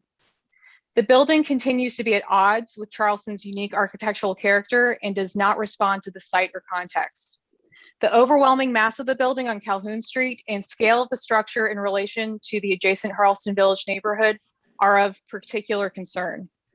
Architecturally, the proposal is not meritorious of the request for additional height, and we do not find the points in the application, including the type of structural system or potential improvements to the lakefront, germane to the discussion of architectural merit. While we understand this is a conceptual level review, we would point you to glaring design issues such as the absence of entries in the first floor plan beyond the main entry, cornice returns that die into windows, for example, see page 41, asymmetrical fenestration on the rear projecting bays, and edges of windows that are jammed right up against projecting bays, for example, see page 47, all of which underscores how little consideration was given to this redesign. As submitted, we question if this proposal should even be heard by the BAR, given its close similarity to the previously denied version. We do feel it's critically important that you do review the previous board comments, since those were adopted into the motion for denial, and carefully consider if those were addressed by this resubmittal. We would argue they are not. The board resoundingly denied this project, and we urge you to not get into the details over this application. If you deliberate over this design and consider it a viable option, you are undermining your denial and sending a message to this and future developers, as well as to the community, that slight adjustments to inappropriate designs are acceptable. For the consistency and integrity of the BAR process, we feel you must deny this application since no meaningful change has occurred. This building is wrong for this site and wrong for Charleston, and as proposed, requires a full reconsideration of the height, scale, mass, and architectural direction. Thank you. Thank you, Ms. Minigan. Ms. Parrish, further live comment. Mr. Robinson, there are no more live speakers. Okay. With that, I will proceed to go into our written submittals. Per those who are familiar with this process, I will read those parts that are germane and within the purview of this board, and I will remove those parts that are not and do my best to be the judge of each. As a reminder, this board cannot consider issues such as zoning or livability or issues that touch on that. Applicant has my assurance that I do my best to weed out and separate those. So I'm going to begin with Ms. Parrish with the emails you sent me at 3:30 today. I note that some of these do not have city addresses. For the sake of completeness, I'm going to allow them unless it is obvious that someone is not a resident of the city of Charleston. First letter is from Sally Davis. Let me scan through this letter. The part of the letter that is germane is please reconsider not giving approval to this proposed project and pass legislation to propose our fragile environment. The remainder was not germane. A letter from Franklin McCann, 51 Trad Street. Please turn down the new rendering of this proposal as it is still too large and not in keeping with the architecture of our beautiful historical city. Respectfully, Alex and Franklin McCann. Phil and Enki Turco. We strongly object to this new building project. We're surrounded by huge new buildings and apartment buildings. As owners of historic homes, we're not allowed to change anything or alter the character, but they're allowed to alter and change with the monstrosities we are approving. The rest is not germane. Carla Manning, please do not allow this development to go forward. Carla Manning, 2 Wharfside Street, number 2, Charleston. Comment from Carol Evans, which is not germane because it basically applies to zoning. Carol Pulaski, the proposed building design of 295 Calhoun appears to be in direct opposition to the city plan. Unchecked, let's see, Those are really livability concerns. The disconnect between developers' proposed buildings and what the community wants becomes clear each time a new building comes up for approval. The developers have paid little attention to the design of 295 Calhoun. Its size and lack of surrounding green space will compromise an already vulnerable area. It seems as though the present design is beyond anything reasonable, and any more time spent on revisions toward a compromise would be a waste. Starting new and staying within parameters set forth by BAR seems a more viable option. Charlotte Gray. I would like to go on record opposing this. I live in the neighborhood and do not believe it benefits the historic area. The rest is not germane.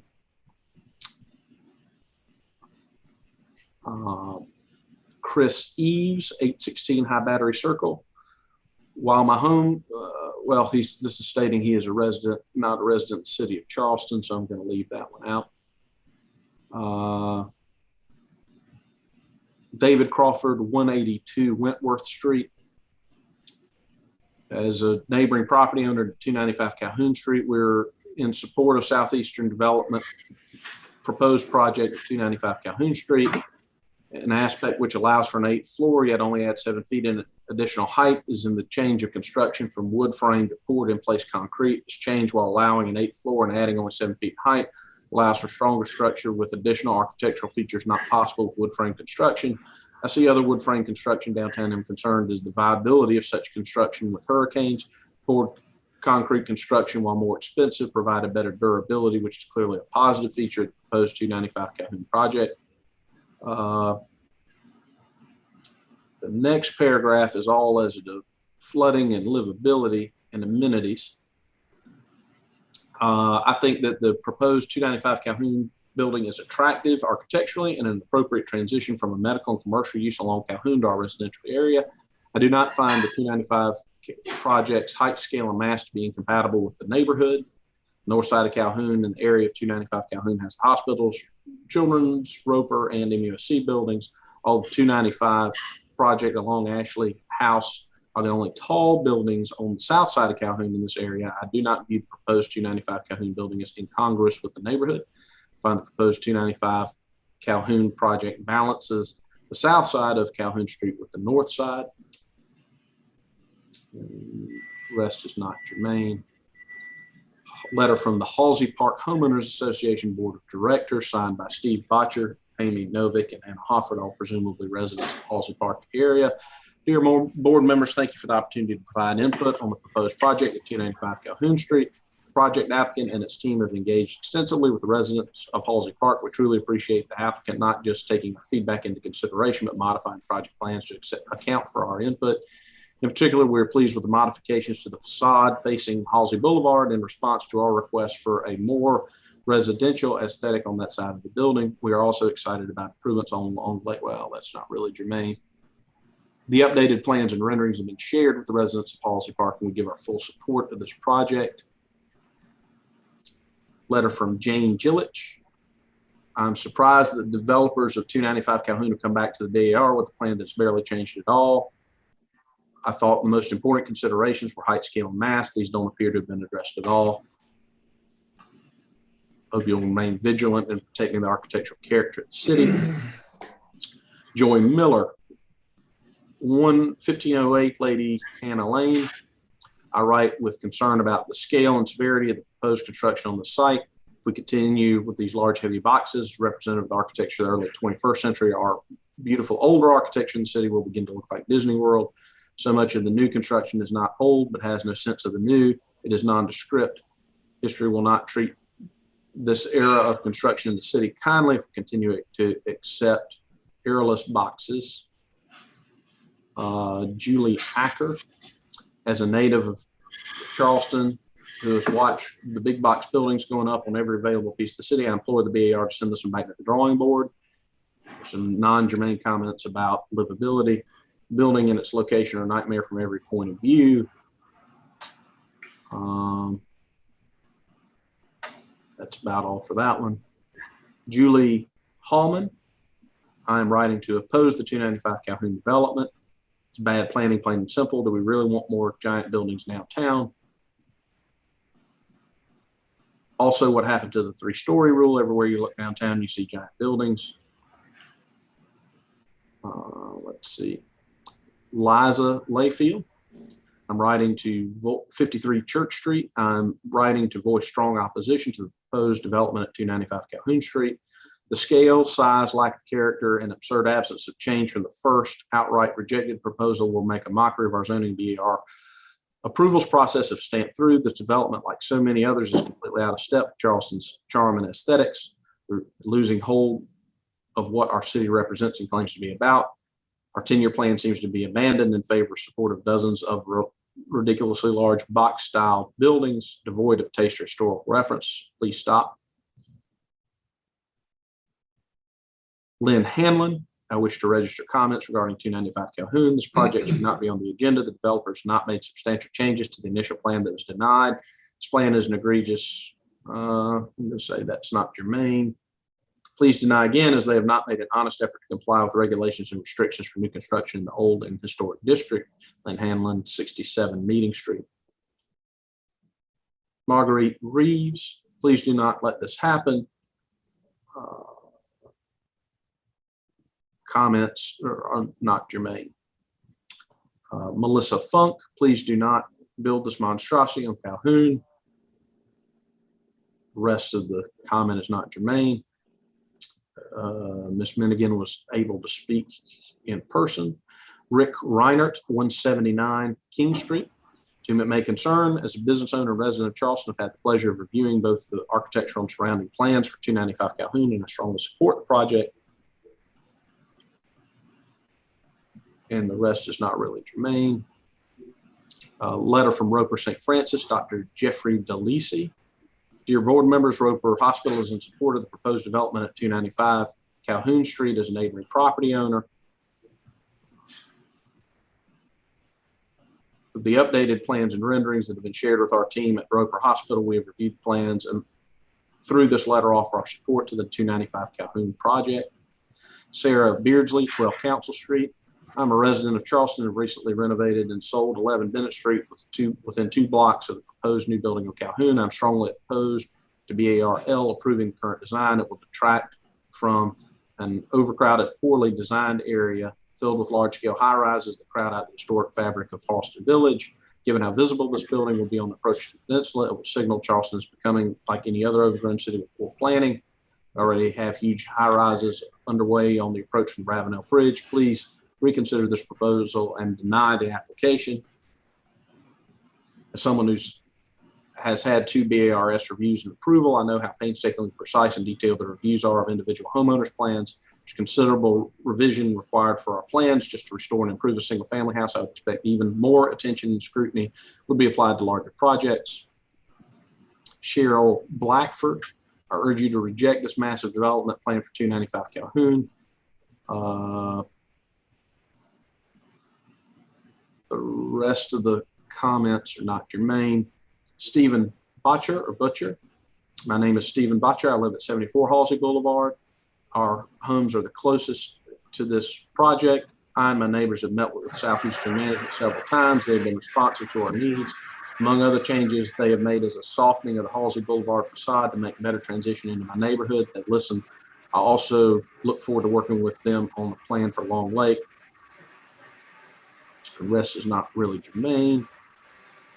The Hodgsons, State Street, we would like to add our voices to the large majority of Charleston residents who feel enough. Character and joy. Let's see. The remainder of the comment is not really germane. Ann Epting, MD, and William Capehart.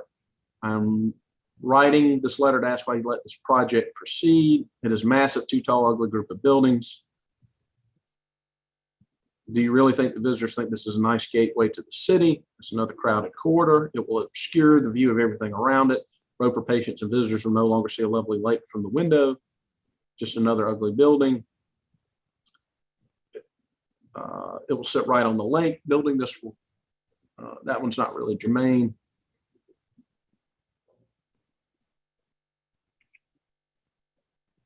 And the remainder are all about livability concerns other than please stop this project. Catherine Cusera. That's not germane. Is it opposed? Is it references flooding or is it about flooding? Billy Vandiver, 14 Lockwood Drive, Unit 5A. I'm strongly opposed to the height and size of the proposed development at 295 Calhoun Street that will be presented to BAR August 25th. Flavor and beauty of the city skyline from Lockwood would forever be impacted by a site that doesn't come close to what you see now. Nancy Buchanan, 68 Montague Street. If the, let's see, I live at the corner of Bray and Montague Streets. Over the years, we have seen changes to the neighborhood toward a more residential feeling. This project borders on our neighborhood, and well, those are not really germane. It will degrade the sense of neighborhood. The south side of Calhoun should be considered residential. Any new construction should reflect this view. I feel that a sort of line or boundary needs to be drawn to separate our neighborhood from hospital buildings. If not, there will be commercial creep.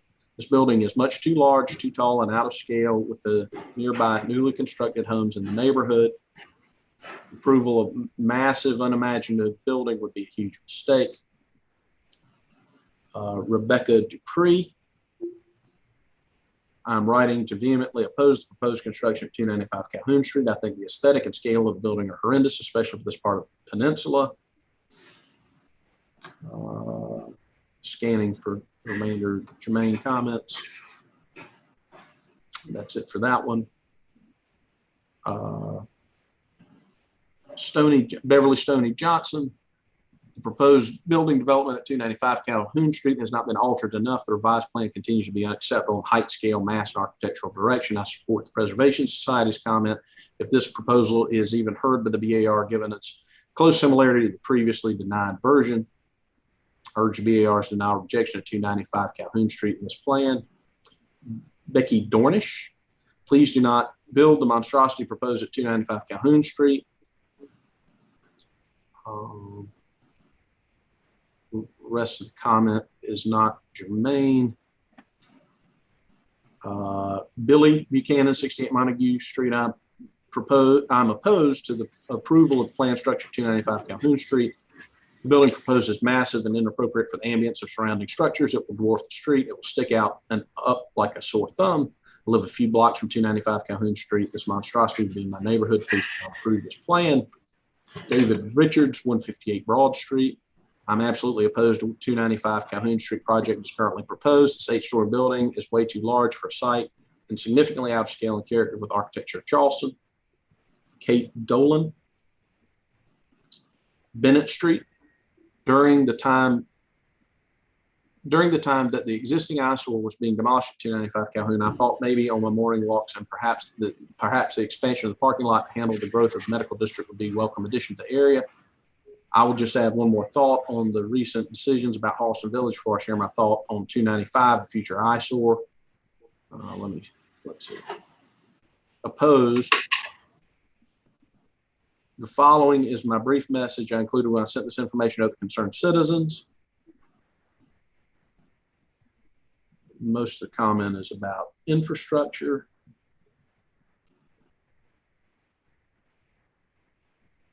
That's it for that. Lorraine Evans, this building is obscene. Cannot allow more monsters to be built on the peninsula on either side. Stop this kind of building. Susan Bridwell, 29 New Street. I'm very opposed to this Virginia, DC based project for the site. Please do not consider this building as an option. The structure appears cheap. Kevin Perrin. To whom it may concern, Kevin Perrin, citizen here downtown historic Charleston for 7 years. I've seen this rendering and I'm all for dense development of downtown, especially larger buildings, and demand is there and there's plenty of land to build on. Mills House, Francis Marion Hotel, Dockside, Belmont, Liberty Place are all great examples. However, some terrible examples would be 930 North Morrison, Summit Place, 511 Meeting Street, East Central Los Caroline. These are blocky, boxy buildings and they all look the same. They're bland and appealing, not progressive or modern, or they do not contribute to the landscape. I don't know how these buildings have squeaked by when it seems the standards are so much higher for high quality designs and construction materials 7 years ago. Let's see.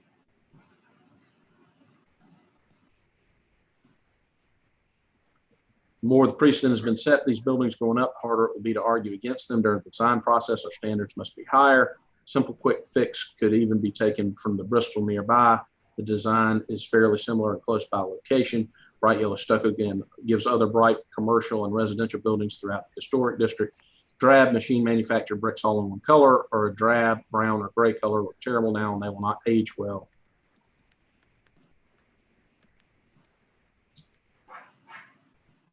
John Williams, 6 Live Oak Avenue. I'm a local business owner. I've studied the plans for proposed development 295 Calhoun Street. From my standpoint, there's a lack of, let's see, that's not germane. I think the architecture of the building is attractive and the ground level, that's not germane. I'm in support of the project at 295 Calhoun Street. Hope to be in the R votes for conceptual approval. Judy Bleeker, 80 Halsey Boulevard. I support this project and encourage approval of an 8th floor for architectural merit. Jack Hannigan. My family lives at 32 Montague Street. We are totally opposed to this massive new development that they're trying to put in Charleston Village. The rest is not really germane. I hope the board will oppose this building. Joyce King. I've lived in Charleston Village for 30 years and have seen increases of building and development. Let's see. Proposed at 290 building at 295 Calhoun Street is massive and will cause more issues. I'm opposed to what is being proposed due to mass and scale. Kenneth Bullmeyer. I support the move to deny this application. David Dumas. Please reject the current proposal for the property. The height, scale, and mass are not suitable for the context of the Charleston Village neighborhood. Request for the additional story due to architectural merit and direction should not be allowed. It appears the only direction the project is requesting is vertical. Resident at 39 Bennett Street. Florence Anderson, 172 Bull Street.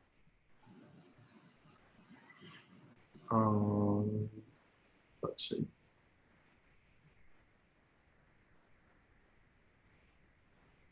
I can't find a part of that comment that's germane. Mostly applies to development, zoning, and livability issues. Jillian Smith, as a resident of Charleston Village, I'm opposed to the proposed development at 295 Calhoun Street, which is up for review. The rest of the comments not germane. Nancy Madden, I'm writing in opposition to the planned development at 295 Calhoun Street. The scale of the project is much too large. This is another huge, ugly building. It's time for these massive developments to stop. Alex Pappas, 82 Rutledge Avenue. I walk around Charleston Village quite a bit, the medical center district, and to develop the eye for the context of the area. The current proposal for 295 Calhoun Street is out of context for size, scale, and function for the Charleston Village. Albeit the proposed massive building is across from Roper Hospital and up the street from Ashley House, which are massive, this does not justify the addition of another massive structure in this location. Project along the scale of the homes and condos built and existing on Halsey Street would seem more appropriate and will not block out the sunlight. Allowing the current proposal basically makes Calhoun Street a canyon. Granted, the current 295 Calhoun Street borders on larger buildings of the medical district, but this does not justify allowing the current proposal to go forward. Project along the lines of the recently built homes on Halsey Boulevard would allow a more traditional approach with appropriate architecture, landscaping impact, and would serve as a better example of this project than the current proposal. We're almost finished. Elizabeth Willis, 88 Bufane Street. I'm adamantly opposed to the development at 295 Calhoun Street. Beverly Ballinger. I'm vehemently opposed to this complex along Alberta Long Lake. This area cannot handle an additional building. The rest of the comments not germane. Cheryl Irwin, 69 Montague Street. To the board considering the massive proposed housing unit at 295 Calhoun. No, please do not improve this monstrosity.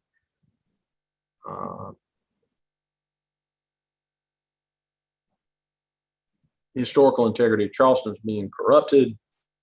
Livability and flooding issues are not germane.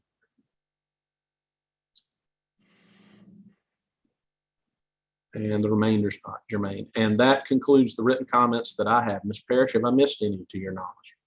Actually, we have just a few more that came through the public portal. I see those now. Spreadsheet if you want to read those. No, I can flip over to them. Let's see, Spencer Lynch, 72 Halsey Boulevard. I'm writing a comment as current property owner located at 72 Halsey Boulevard, located immediately across the street from the project. I'm aware the project was declined at a previous board meeting. Subsequently, as a member of the Halsey Park POA and the property owner, I felt it was important that we contact the developer, have an open line of communication with our concerns, since our neighborhood would be directly impacted by this project. At our meetings with the developer, many neighbors expressed their concerns as follows: the design of the Halsey Boulevard facade and setback. The most important issue was the transition into our neighborhood from a commercial street, Calhoun, to a residential street, Halsey, with greater setbacks and more residential design. The developer heeded our advice by adding a portico, brick, significant landscaping, and major setbacks on Halsey Boulevard. The design is more graceful and residential as you enter Halsey Boulevard. Number 2, patios on the lakeside view. Developer reduced the number of patios facing the lake. Number 3, height of the building. The difference in feet of a 7-floor building versus an 8 floor is insignificant in actual footage. We prefer the increased floor to give greater setbacks on Halsey Boulevard and to provide better design using steel and concrete framing versus wood. Lake landscaping. Number 4, lake landscaping. The Halsey Park HOA will work with the city and developer to enhance the design landscaping for the lake. 5, building exterior. The developer will be using more brick to provide a neighborhood feel. I was not in support of the project with prior submission. However, after my meetings with the developer, they listened to our concerns and acted in good faith to work with us in making this project acceptable. As I stated previously, our neighborhood will have the greatest impact from this project. I'm in favor of the current submission and hope that the first round of submission is accepted as presented. Paula Brady, 12 George Street. I'm in agreement that the 295 Calhoun Street building on the agenda is inappropriately mammoth and not scaled to blend with the residential area of Halston Village. Allowing it to move forward would be an eyesore to the community and a long-term mistake by the BARL. Carla Marshanowski, 3 Halston Place. I live in Halston Village and do not feel that this building proposal is suitable to the area. It is too large in scale, actual size, and height. It is not suitable for the residential area. And since it is an added entrance to the city, I think it will, well, that one's not really germane. And Marconi, 82 Legree Street. Due to the large scale of the building and its location, I hope the board will vote to deny this project. Halston Village is a neighborhood that wouldn't even allow, let's see, that's not really germane.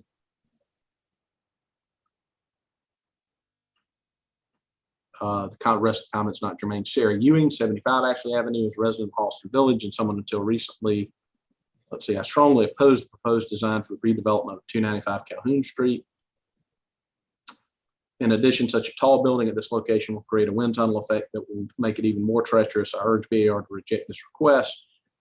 Vic Rawl, I'm in complete 2835 Preakness Stakes Road, Charleston. I'm in complete agreement with this project. It will be greatly beneficial to Charleston. The rest is not germane. And that's all I have. Do you think I covered it all, Ms. Parrish? You covered it all. Thank you for doing that. Absolutely. Okay. So now we will move to city staff comments and recommendations. Thank you so much. All right, we'll go over some staff observations.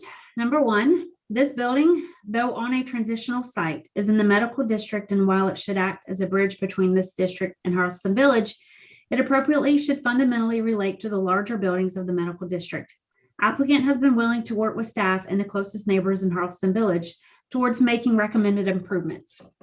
Staff recommends preserving the 8-story version over a 7-story version, as it is only 7 feet taller and enables the project to add significantly more in contributions to the public realm. Number 2, the revision to the color palette is positive and is well received. 3, the removal of the 4-story element along Halsey for an enlarged setback provides a green space. 4, the omission of the cantilevered portions on Calhoun Street elevation is positive and gives the building the visual support and base that it should have. 5, the stone base has been added and provides for a better pedestrian experience at the ground level. 6, other improvements include pulling back the 8th floor at the lakeside, reducing the overhang or cornice at the 8th floor around the building, simplifying the variety of windows, simplification of the corner entry, and the addition of balconies along Halsey. Number 7, the Calhoun Street elevation is the most successful with its tectonic hierarchy. Staff comments. Number 1, when reviewed from most angles, the proposed building appears to have a square footprint with long facades extending in 2 directions. This gives the building a blocky perception and no semblance of narrow frontages. It is believed that much of the public outcry over the building's height, scale, and mass is derived from this. Staff finds the Calhoun Street and lake-facing elevations to be more successful with massing, hierarchy, and articulation. To mitigate the massing, some relief or modulation is needed. This might be achieved with the incorporation of a break or hyphen language composed of metal and glass and placed roughly 1/3 of the distance from Calhoun. Alternatively, the addition of hierarchical elements on the Park and Halsey Street elevations could mitigate some of the concerns, such as anchoring each end of these elevations and recessing the longer center portion. Number 2, omit the curve at the second floor pool deck and plan, as it seems inconsistent with the sharp angles on the project. And 3, at the recessed portion of the south elevation, the window pattern is different from other portions. These should be restudied. While this may be a good area for a differentiated fenestration pattern, there could be more consistency across spandrel panels and window proportions. And staff recommendation is the board voted to deny the conceptual design approval in May. Since then, the applicant has addressed the items of concern, which are outlined in the staff observations.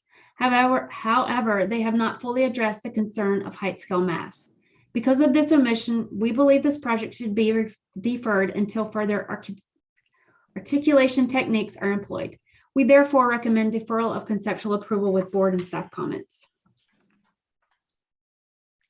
Thank you, Ms. Parrish. The applicant presenter has the opportunity to respond for 5 minutes, and you may choose not to use it, but I have a suspicion that you will use your time. Who would like to speak for the applicant? This is Vic Mills again, and Yes, thank sir. you for the opportunity. And Sure. we will keep it brief. Listening to every comment, most of the comments really, in our opinion, address zoning issues more so than the architectural standards of the building. We spent, like you said, 4 months meeting with the various groups, and we feel that we've had much success in addressing the concerns of the adjacent property owners. If you look at the cover sheets, the Halsey Park neighborhood extends almost 2 blocks, and really represents the only material residential properties adjoining our site. Our site, despite many comments, is not a part of Halsey Village. It is a part of the medical campus as defined and furnished by the medical community and has operated as a medical facility for more than 50 years. So we certainly understand the comments, but we are very consistent with, in terms of size, mass, et cetera, with existing commercial buildings along Calhoun Street, including Roper, the Medical University, and certainly the Children's Hospital, which is almost twice as tall as what we are proposing. So we understand the Preservation Society, the Historic Society's concerns. We felt like we've done everything we can to address the comments that they've had. We've made major material changes and design changes to address Calhoun Street, to address Halsey, the rear of the building. So we feel like that have been major changes. Our zoning does provide us at least 7 stories. We have exceeded the setbacks substantially from what would be our zoning provides. So we feel like that the improvements that we make and the improvements to the common areas, including the parks and the boardwalks and all the other things, will add to the overall long-term ambiance of this building. We look forward to working with the city on doing the improvements, particularly as it relates to stormwater issues, by donating lands for we feel like, and the feedback we get is that the improvements that we'll be making for the flooding issues will cover the basin that we occupy and can be extended to additional basins given the extreme capacity that we'll be able to offer to these improvements. So in closing, we could not be more proud of our development. It fits well within the zoning. We've made, we believe, major steps toward responding to concerns about mass and overall, architectural design. So respectfully, sir, and members of the board, we thank you for hearing our presentation and certainly are prepared to respond to any questions. Thank you for that, Mr. Mills. All right.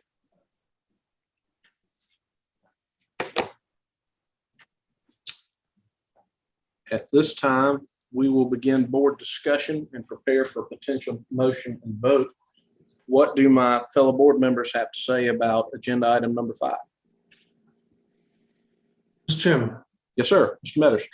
Could Tori reread, just because for some reason I've misplaced a document here. Could you reread your staff recommendation, please? Absolutely. The staff recommendation or the staff comments? Recommendation. Okay, sure. And Loris has got it up on the screen now too. The board voted to deny the conceptual design approval in April. Since then, the applicant has addressed the items of concern, which are outlined in the staff observations, which I can show those too. However, they have not fully addressed the concern of height, scale, and mass. Because of this omission, we believe this project should be deferred until further articulation techniques are employed.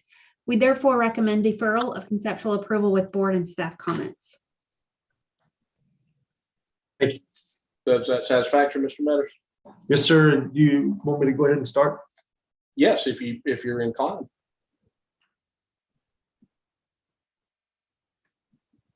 So I'm grateful to the local Charleston Village residents, the Charleston Village Association, Roper, MUSC, other business owners, lawyers, and many citizens of Charleston who expressed their concern about our community tonight from whatever direction they came from. But I'm grateful that people are involved. I believe that there may be an 8-story building that may be appropriate to transition from the medical district and the Ashley House to the Charleston Village. I've read the previous board comments and the motion, and I have a hard time proceeding with this application for really one primary reason, and that it is 8 stories. And the only way we can give this project approval for 8 stories is for architectural merit, whether it's 7 foot or 15 feet or 1 feet. You have to get that through architectural merit. And I do not believe that this project reaches that threshold. So I believe that it should also be deferred for restudy.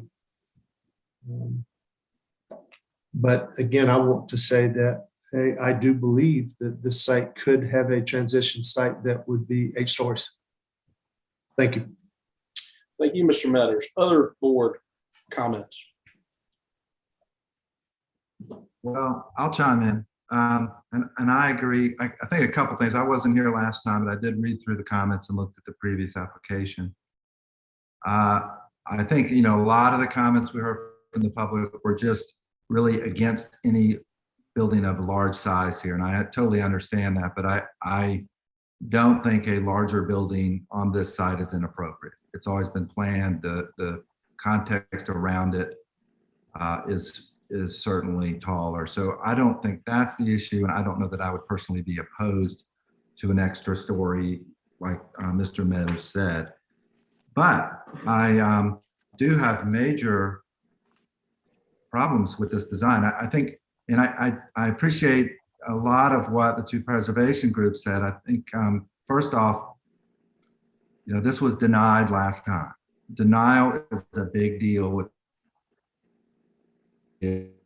And, I had to look really hard to see what changed. And, I appreciate the applicant going and talking to all the groups, because that's kind of what you have to do. But when you get denied by the BAR, you really need to take a new approach, a fresh look at the design. And certainly this site warrants a really strong, well thought out design. My impression is that you met with one neighborhood and they said, why don't you put a porch here? Met with another neighborhood, they said, why don't you put something? And so if you look at it, there's a collection of things that were just sort of added on. And that's not what, first of all, that's not how you do good design. But I think secondly, that's not what the board said to do. The board said you really need to reconsider your overall approach to this. And you know, it's a large building. It's going to be difficult to do. It's tough to do a large building in Charleston, but this site warrants it. You're going to see this, the south facade from way far away. This is the first building you see, really, besides the Children's Hospital. As you come in, this is an opportunity to do some great building, and I just don't see it. I think, you know, the public amenity on the lake is good, you know, and I think eventually that could warrant, you know, a taller story. But you know, I get frustrated when I see an opportunity for a really strong design. And again, it's hard to do a big building here because there's just going to be people that just aren't going to like it because it's large. But that doesn't mean you can't do a really strong design. And I really don't see it. And I think what's even more frustrating is the board last time said, you got to start over.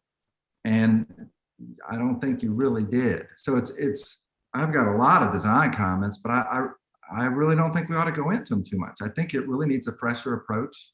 That doesn't mean it can't be brick. Doesn't mean you can't have a base, but I just think you've got to step back, find what makes a strong building and design it. So it would be really hard for me to support approval if the BAR, the board's already denied it once and it hasn't changed enough, in my opinion, from what the board said last time. So it's just hard for me to support this application. Thank you, Mr. Bello. Other board member comments? This is Leon Scott. I too am in agreement with staff. I don't think the comment was made that it provides a pleasant environment to the community, and I think they have somewhat spoken for themselves for that. And I think what's admirable that, you know, a linear park was donated, and there'll be some contributions for the stormwater issues and so forth. I think that's great, but I don't think that is impactful enough for the citizens of the community there to have changed any or very many minds since the last presentation. I again, if you're denied, if the board denies you, I think that you have to take a fresh approach, and it has to be a different approach from what you presented prior. And I just don't see that. I don't see that big of a change. I'm in agreement too that there probably will be at some point a building in that place, in that particular place. However, I think it would have to be looked at with size, scale, and take a completely different look at it. So I can't see moving forward with this as it is. Thank you, Mr. Scott. I think I heard Ms. Sobchak almost. Yeah. You beat you in. So Yes, ma'am. my turn. Yeah, Yes. my turn. Okay, so with the the north side medical facility development, this beginning of the Calhoun Street becomes more and more urban, and balancing some of it on the south side, Calhoun Street. Yes, it's transitional between commercial and residential, but still it's addressing the Calhoun Street.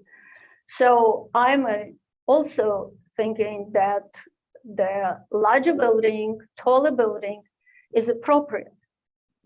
Again, nevertheless, this building doesn't need that appropriateness for for developing of the urban line of the street. And I totally agree with Eddie again that the denial have to be thought through as a start again.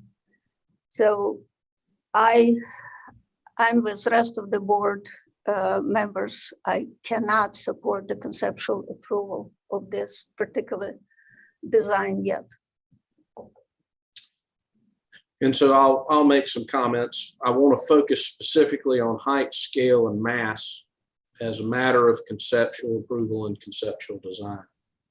I do not believe that the design that is shown has the architectural merit that would warrant either additional footage or an additional story. I do believe that the height of a building on the site is dictated by zoning, which to some extent is not our purview, but also that's balanced against the scale of the buildings around it. This particular building site is neither fish nor fowl in that it transitions from low 2- and 3-story buildings and a series of parks, greenways, to the medical district, which we know is a special district. So I think that there's a balance to be done there. I appreciate the fact that the applicant did some things to deal with the human scale of the neighborhood, and particularly the folks in Halsey Park who have given feedback that says, yes, this makes it more, they like the aesthetic at the ground level, at the human level, and I think that that's good and appropriate. I conversely agree with Mr. Bellows' comments that we can't have a situation where we've placated a neighborhood group regarding their aesthetic concerns, but have not considered the broader issue of how important is this building. We've approved buildings recently that some have called marquee or gateway buildings. This building is a marquee or gateway building in the sense that the vistas that it is visible from on the western side of the peninsula are noticeable. This building is going to stand out for decades or until large buildings are built around it. I therefore think that it should have more architectural merit, and I agree specifically with Mr. Bello. This is an opportunity to do something different, to build something that's really nice, especially with the vistas that are involved. And the project as it has been presented to us does not do that. More specifically, the massing of the project is a problem for me. I appreciate that the architect has attempted to break up, in particularly the Calhoun Street facade. I don't think they've done so sufficiently. I would be interested to see it from other vantage points to see the massing of it broken up. And undergirding all of this is what I think we've heard from board members and some members of the better informed members of the public, that we as a board undermine what we do with a denial if we allow what is basically the same concept to come back before us with some cosmetic changes, especially at the height, scale, and mass conceptual review. And so for those reasons, I would also have to join in the deferral or denial, agreeing with staff that it is possible in a deferral to do something about the massing, as well as the exterior ornamentation that looks great and that we've approved, as we have with other multi-story buildings as recently as our last meeting. So with that, I would have to put myself in the camp of deferral or denial as well, with all respect to the applicant for the fact that they are making significant investments, that they did listen to us and go talk to the neighborhood groups. But that I feel as a member of the BAR, if we can't get height, scale, and mass right, everything else that we do is really downstream from that. So I'll leave it at that. With that said, I'm sorry, go ahead, Eddie.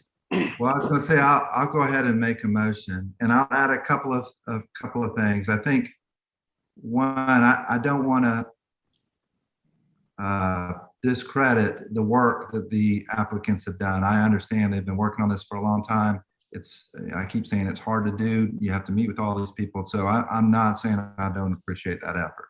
I just think the results of that effort aren't ready for approval yet. And so I would say, we're looking at height, scale, and mass. So if you start with height, they're asking for an additional floor. I do not think, and I think we all have said, that the architectural merit warrants that additional height. I personally don't think it's going to be an issue later if the design improves, but right now the height is not ready. Certainly the mass seems to be the biggest issue with everyone. It does not feel like it's been articulated very well, and that overall boxiness. And I get there's a garage in there, but there's still a lot of skin around it. And I think really considering that mass will go a long way towards the success of this project, at least from people as they sort of approach the city. And then the last thing is the scale. There's some elements that have been added to try to work on the scale. The windows have been studied, those types of things, but it's still, the scale is not, it has not been as well articulated as it could be. I think that the trouble we all have living here with these larger buildings, not feeling like Charleston doesn't have large buildings. We've got like a handful, the Customs House, a couple of buildings that are large, they're historic, but most of our buildings are small. So anytime there's a large building, it's tough.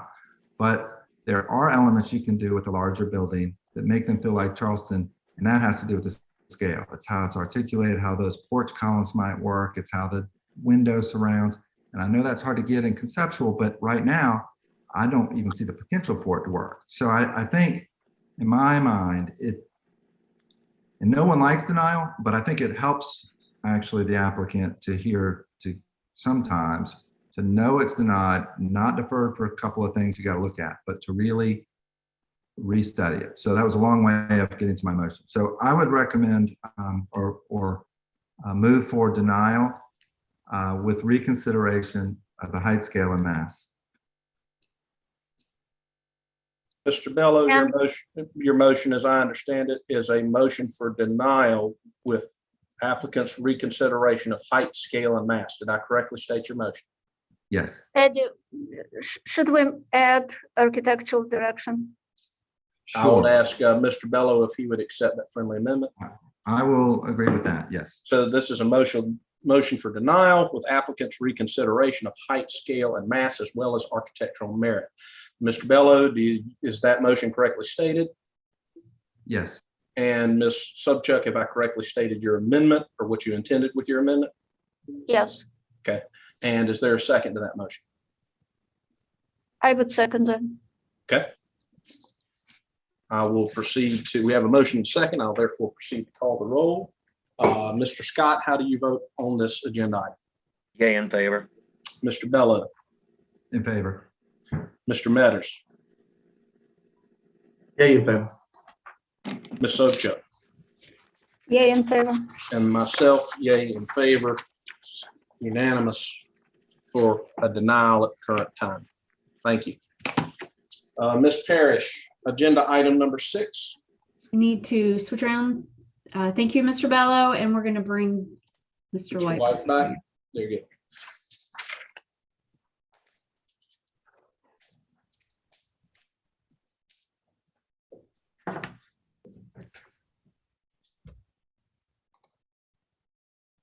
Okay, I think he just came in. Okay.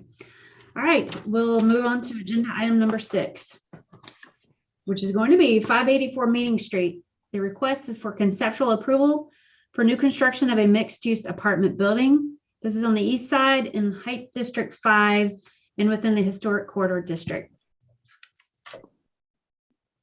We'll give you some context here with an aerial. The property currently has the Eastside Baptist Church. It's just north of the property that we reviewed in late July. Some context photos from the street. You're looking into the property with the church there from Meeting Street and traveling south on Meeting Street and further south from Meeting Street. And then looking at the intersection from the north side there. All right, and with this presentation, we will have Mr. Jeffrey Roberts and William Hornoff. Very good. The applicants have the floor when they are with us and on audio. Okay, I just promoted them. They should be showing up. Thank you, Tori. Can you hear me? Yes, We can. Who would like to lead off for the applicant? Thank you, Tori. Mr. Chairman and fellow board members, I'm Jeff Roberts, the development manager for 584 Meeting Street, just one spoke in the wheel of this collective effort. Thank you for the privilege to appear in front of the board. In every project we do, there is a passion to get each one just right, where we can be proud of it years later, adding something positive to the architecture and fabric of our great city. We expect a lot of ourselves, and our projects have always been well received by the board and staff. We take it as a serious responsibility. Mr. Chairman, with your indulgence, I just wish to spend about an extra 3 minutes on the background of this site, as I think it's important for the board without infringing on the compact architectural presentation, if that's okay. I'm glad to give you the additional time. Just remind you to make sure that it's germane. But yes, glad to give you the additional time. Thank you, sir. The Eastside Missionary Baptist Church was planning on leaving the peninsula for years, having selected a large piece of land on Dorchester Road for a new facility. After a 1-year due diligence and just prior to closing, the prospective buyer voiced critical environmental objections over lead contamination in the soil, as this was the previous home of car dealerships, then sought to substantially modify the deal with new terms that were unacceptable to the church. The deal fell through, and the church had pressing financial obligations, relying on those proceeds to satisfy it. I was already known by some members of the church, and they reached out to me thereafter to see if I had a solution. We immediately stepped into the breach, solved the critical problem, and this will be further explained by the church's letter of recommendation submitted to staff. But as an aside, I'm assisting in the design, development, and construction of their new church. The 584 Meeting Street project is a collaboration with friends and like-minded colleagues from Chicago, Mike, Stan, Ryan, and Gene from MCZ Development, who are relocating to Charleston, all of them looking for houses for their families. Also part of this team is architect William Hornoff, who is now splitting his time at both locations, Chicago and Charleston. He's licensed in South Carolina and even sharing office space with JJR on Broad Street. I cannot be prouder of the creativity and dedication that Bill put into this project. This part of Charleston is now being referred to as City Center in the new comprehensive plan and seen as the locus for future growth. Many large mixed-use multifamily projects surround ours, and a major mass transit hub to be right at our doorstep in front. The importance of extraordinary design is not lost on us, and we took that responsibility very seriously. Our charge was to have a blank canvas and let our team's creative energy flow. In doing that, it required a full immersion and getting inspiration from tried and true Charleston design precedents and context, paying close attention to the board's own design principles and deploying those with the utmost and creative, respectful design. We did not look to design a safe building resulting in the humdrum and homogeneous, but use creative energy guided by respecting Charleston's historical context and translate that to a large site. In order to achieve this immersion, we did so by walking around the city. So many shoes were worn out in this process, we should have bought stock in Foot Locker beforehand. Our site is directly north of the project the board recently reviewed, as Tori mentioned, the Regis Milk Factory. At 584 Meeting Street, we are using fine materials and adding to the public realm by seeding land to better activate and enhance the pedestrian experience. But please note, this application is not asking for extra height. I would like to take this opportunity to thank the Preservation Society and Historic Charleston Foundation for their in-depth collaboration and input on the project, as it was of great value. Although for reasons of scheduling, we were unable to mutually coordinate a pre-con with staff prior to this hearing, we exceedingly look forward to future and ongoing collaboration with the board and staff as this project moves forward with the common goal of creating great architecture. I now introduce you to project architect Bill Hornoff. Thank you, Jeffrey. Can everyone hear me? Yes, sir. So my name is William Roden Hornoff, and I'm with 2RZ, the architect on this project. Let me just first say I recognize that I stand between you and going home, so I'm going to go through this as fast as I can. So a little confession. I started the design of this project in Chicago. And it wasn't until I came to Charleston and started walking around the streets of Charleston that I realized, to be quite honest, that I needed to start again. And so what I'm going to present to you is really the result of walking the streets of Charleston. Can we go to the next slide, please? Most of the time I spent was the residential neighborhoods that are east of Meeting Street and south of Line. And it's in those neighborhoods that I was looking for inspiration and found for our building. You know, these neighborhoods have this sort of nice, messy density where you have buildings that line the street and other buildings that are set back off the street, you know, intermixed with some driveways. But it was that quality of the street that I looked to incorporate into our building itself. And in the 1944 and 55 Sanborn maps that you see in front of you, you can even see that sort of pattern of the streets is right at the doorstep of our site. And so it's this that I've tried to set up as a means of organizing the building itself. The next few photos are context photos, so we can probably move through those since we did this already. And if you go to slide 7, I believe. So, you know, one of the cool things I remember the first time walking around is I would hear people but never see anybody. And it turns out they're all kind of sitting on their porches, listening, playing, you know, there are ceiling fans going, there were sofas. And you know, funny, coming from Chicago, we have porches as well, but nobody uses them. And it was the quality of this that then I realized that could play a role in our building. But the Piantas of Charleston do a lot more than just provide outdoor room, right?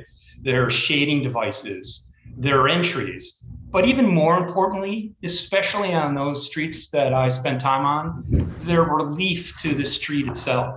You know, the density comes and needs that kind of space, void, if you will, to the street. And that's, like I said, a role that was played in our building too.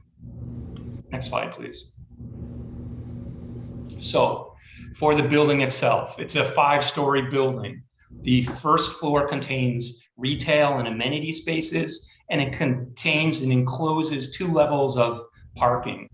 The residential apartments that sit above that podium are comprised within 2 buildings that contain 4 levels of residential apartments. Next slide, please. If we can go back one, right? Thank you.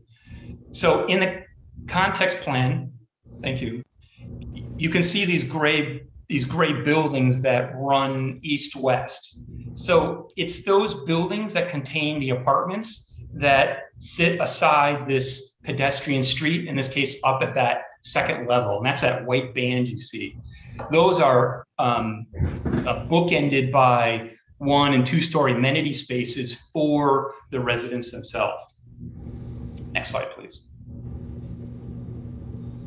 So it's in the building organization that allows us, and it really helps to reduce the overall project scale. And as a result, it maximizes the light that we can bring into the apartments themselves. The other thing here to note on the site plan is the building is set off additional 5 feet from the lot line along Meeting Street, which we'll see in the next slide, I believe, for the first floor. Thank you.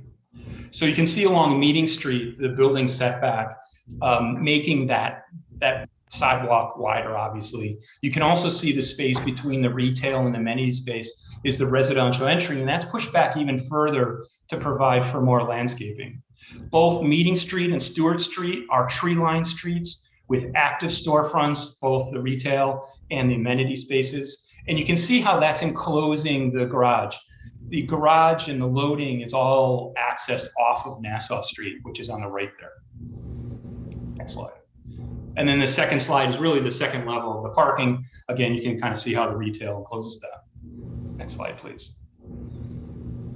So at the entry level, the 1st level of the residences, this building is sort of conceived to be like the streets that I walked, where it's not demising walls that make up apartments, but it's the apartments themselves are sort of seen as buildings are to the street.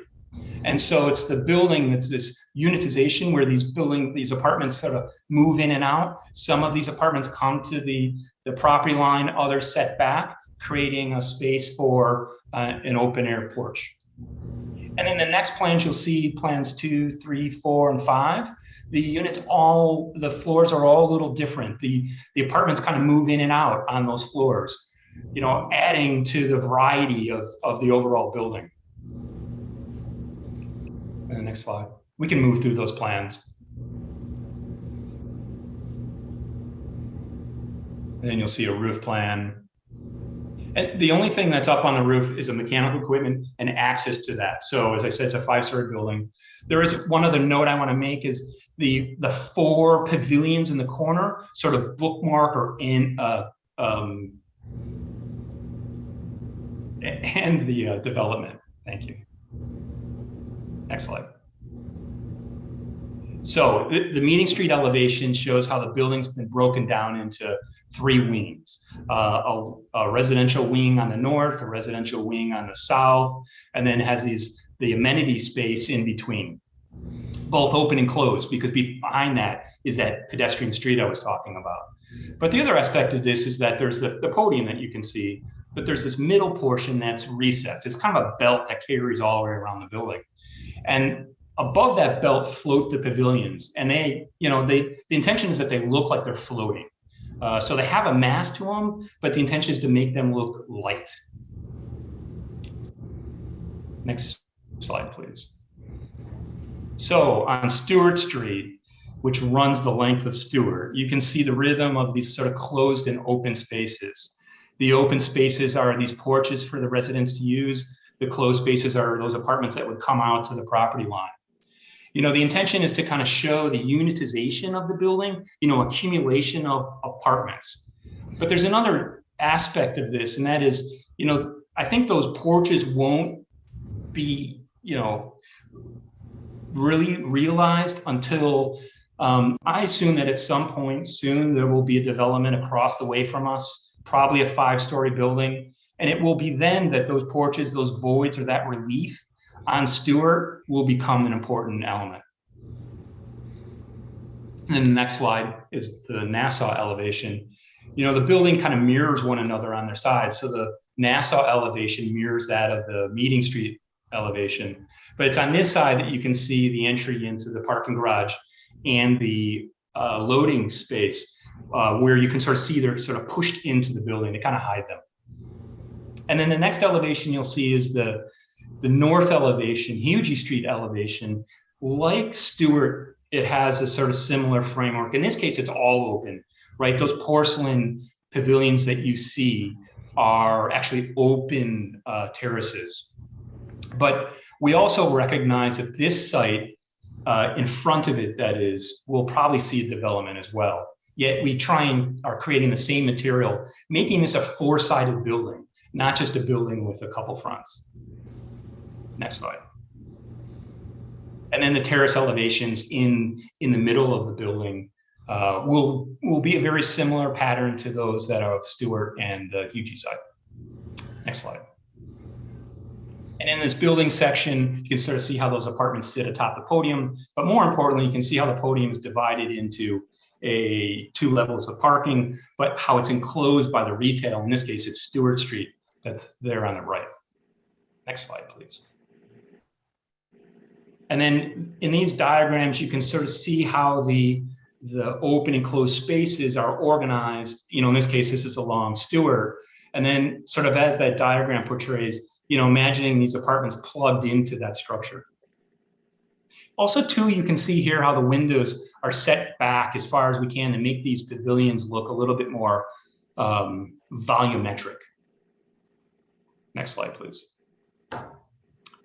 A streetscape elevation along Meeting. Both the one at the top is looking east, and then the one below is looking west. And you can kind of see the developments that surround the site in the background there. Next slide, please. I think this is an image. I'm not sure if we're going to be able to do this, but this is a cute little video that shows the growth of the building. If you can click on that. If not, we can just move through it. So here you can see how the building grows out of the podium. That's the parking you're seeing emerge there.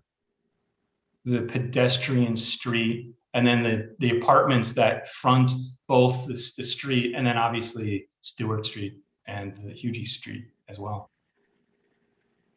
And you can see how those amenity spaces work, the bookending of the interior pedestrian street. Thank you. Thank you, Mr. Hornoff. And you ran a little over your time, but I'm glad I let you because that final video was definitely worth it. That was very interesting. Architect friends may have seen those before, but I have not. So thank you for that. Sure. All right. Let's see.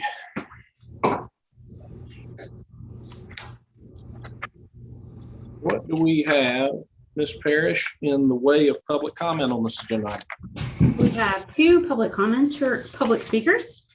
We're going to have Justin Schwebler and Aaron Minigan. Okay. Aaron, if you want to begin, and I'll bring in Justin. I'm sorry, Tori, did you say for Aaron to begin? Yes. Thanks, Okay. You have the floor, Ms. Minigan.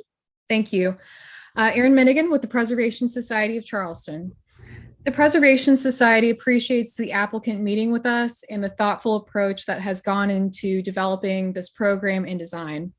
Truthfully, when we first saw the proposal, we were taken aback at the very contemporary direction of the design, but have come to appreciate the project is attempting to do something different from what we typically see come before this board. In particular, we feel the site plan is one of the more creative approaches we have seen for a project of this size and breaks up the massing in a very meaningful and positive way. Though contemporary, we feel the context can support the design and feel it holds true to the BAR principles by utilizing very high quality materials and vertical proportions that places its narrow frontage towards the street and pulls the massing back into the block, similar to how many of our successful historic commercial buildings are set up. We appreciate the amount of glazing incorporated at the base and throughout the main body, and feel the long facades are creatively broken up and have good depth on the porches and the projections. We do feel the success of this building will heavily rely on the execution of the materials. If any aspect of this design is value engineered, it could be a failure. So we strongly urge staff and the applicant to work closely together to ensure the execution of the project as proposed, which could be an interesting, successful example to point to of new construction in Charleston. The one detail we would suggest refinement on is studying incorporating windows at the north side of the northeast corner of the building, which is currently a blank wall. This rear corner is shown as bedrooms on the floor plans, and we feel could easily handle the addition of windows. So we encourage the board to move for conceptual approval and look forward to seeing this project progress through the design review process. Thank you. Thank you, Ms. Minigan. Mr. Schwebler has the floor when he's. Yes, this is Justin Schwebler with Historic Charleston Foundation. Yes, sir. We would first like to thank the applicants for their open and regular communication with us over the past few weeks, as this project has been in preparation for tonight's meeting. They were extremely receptive to our original concerns and even made some changes to the design that aligned with our comments, which we greatly appreciate. We find the design presented tonight is a highly successful example of contemporary architecture that will add value to the Meeting Street corridor. The design team has generously broken up the massing of the structure in creative ways along all primary elevations. They've incorporated high quality materials into their design, and they have also used architectural themes from Charleston to inform the rhythm of the contemporary building. We would again like to thank the applicants for their transparency and inclusion over the past few weeks, and we recommend conceptual approval of this application. Thank you.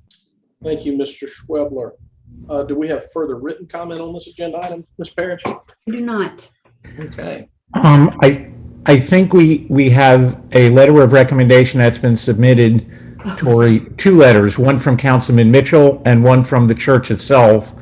And then just a minor third comment, Mr. Chairman. I think Architect Hornoff has 10 or 11 quick slides that I think this goes to slide 35 that he can quickly flip through. It didn't end with this animation. It actually ended with a last animation, but I think there are 10 quick slides with other elevations, which I think may be in the board's plan set. So we have the two letters of recommendation, one from Councilman Mitchell, which is significant, as well as the church. Jeffrey, let me say that I think that if the board wants to see more, I'm happy to show it, but I think we also laid out the building as well as we could. We can leave that for a board question when we get into board discussion. If they want to ask to see those slides, I know that Lawrence can pull them right back up. I saw Mr. Right, we don't have any public speakers, but we do have those letters, and they're compiled in the. And I saw these earlier, and I'm again, as we have done for all people, be they applicants or the public, I will hold the same standard, which is that to the extent that the letters comment on matters which are in the purview of this board, I will gladly read them in. To the extent that they are not, I will not. And in this case, I will just say one for Mr. Roberts to add in here in relation to this, which is not necessarily germane, but it's harmless. The Eastside Missionary Baptist Church sent a letter courtesy of Pastor Nathaniel Johnson, which states, I'm writing this letter to express our enthusiastic support for the conceptual approval on the church's former property at 584 Meeting Street. Mr. Roberts and his team's design plan for the parcel make good use of the property. It is very proportional in its height, scale, mass, and architectural direction. It is important that I include context to the above recommendation. Mr. Roberts did not solicit the acquisition of the property from the church. Unfortunately, a lot of this is not germane, but let's see. I will say this, in no way did he try to knock on our door and force us, an African-American church, to sell our property. We sought him out. He performed quickly. But because we're familiar with his work over the past 2 decades, the church asked Mr. Roberts if he would assist us with the development plan. He's apparently doing an attractive design there. And they're still using the 584 Meeting Street site. The church reiterates its support for the new 584 Meeting Street design and will be proud and delighted to see the legacy of the former property live on for many years through this beautiful building. We urge you to approve their application. And then Councilman Mitchell submitted a letter dated August 19. As councilman for District 4, I'm very familiar with 584 Meeting Street for years and know the church wanted to relocate for some time. Mr. Jeff Roberts and his team have been very transparent and familiarized me with the plans. I recommend this project receive conceptual approval from BAR as it is beautiful and well-planned design. The rest is not germane, other than saying he has very positive feelings on this project. He also referred us to city council minutes of July 2021, and I've previewed those and will just say that while the comments are not germane to the purview of this board, he does say that Mr. Roberts was very responsive and has done what he says is, quote, a marvelous job, unquote. Let me just make sure that that covers it all. He says, he has helped us out a lot and I give him kudos on that. Thank you. And even though it's not totally germane, I think the context warrants putting those in the record. Ms. Parrish, does that conclude the public comments? That does conclude the public comments. Thank you very much. Thank you. We'll now move to city staff comments and recommendations. What do you have for us there, Ms. Parrish? All right, I'm going to start with some observations. Number one, the massing that is presented to Meeting Street is successful in that it consists of 2 narrow portions. Number 2, the proposed colors. Let us catch up there. The proposed colors should provide variety in the project's context.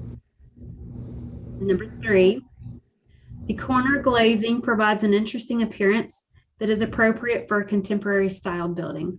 Okay, we'll jump into staff comments. Number 1, there's a lack of order to the elevations. For example, along the Meeting Street elevation, there are several different widths to the columns or solid portions at the ground level. At some locations, the width relates to fenestration above, and at others, it is unrelated to what occurs above. Number 2, additionally, the base and upper 4 stories do not relate to each other in elevation. The portions with the applied porcelain panels do not correspond to other building components horizontally or vertically. While the intent may be a lack of order, these portions should relate to the base.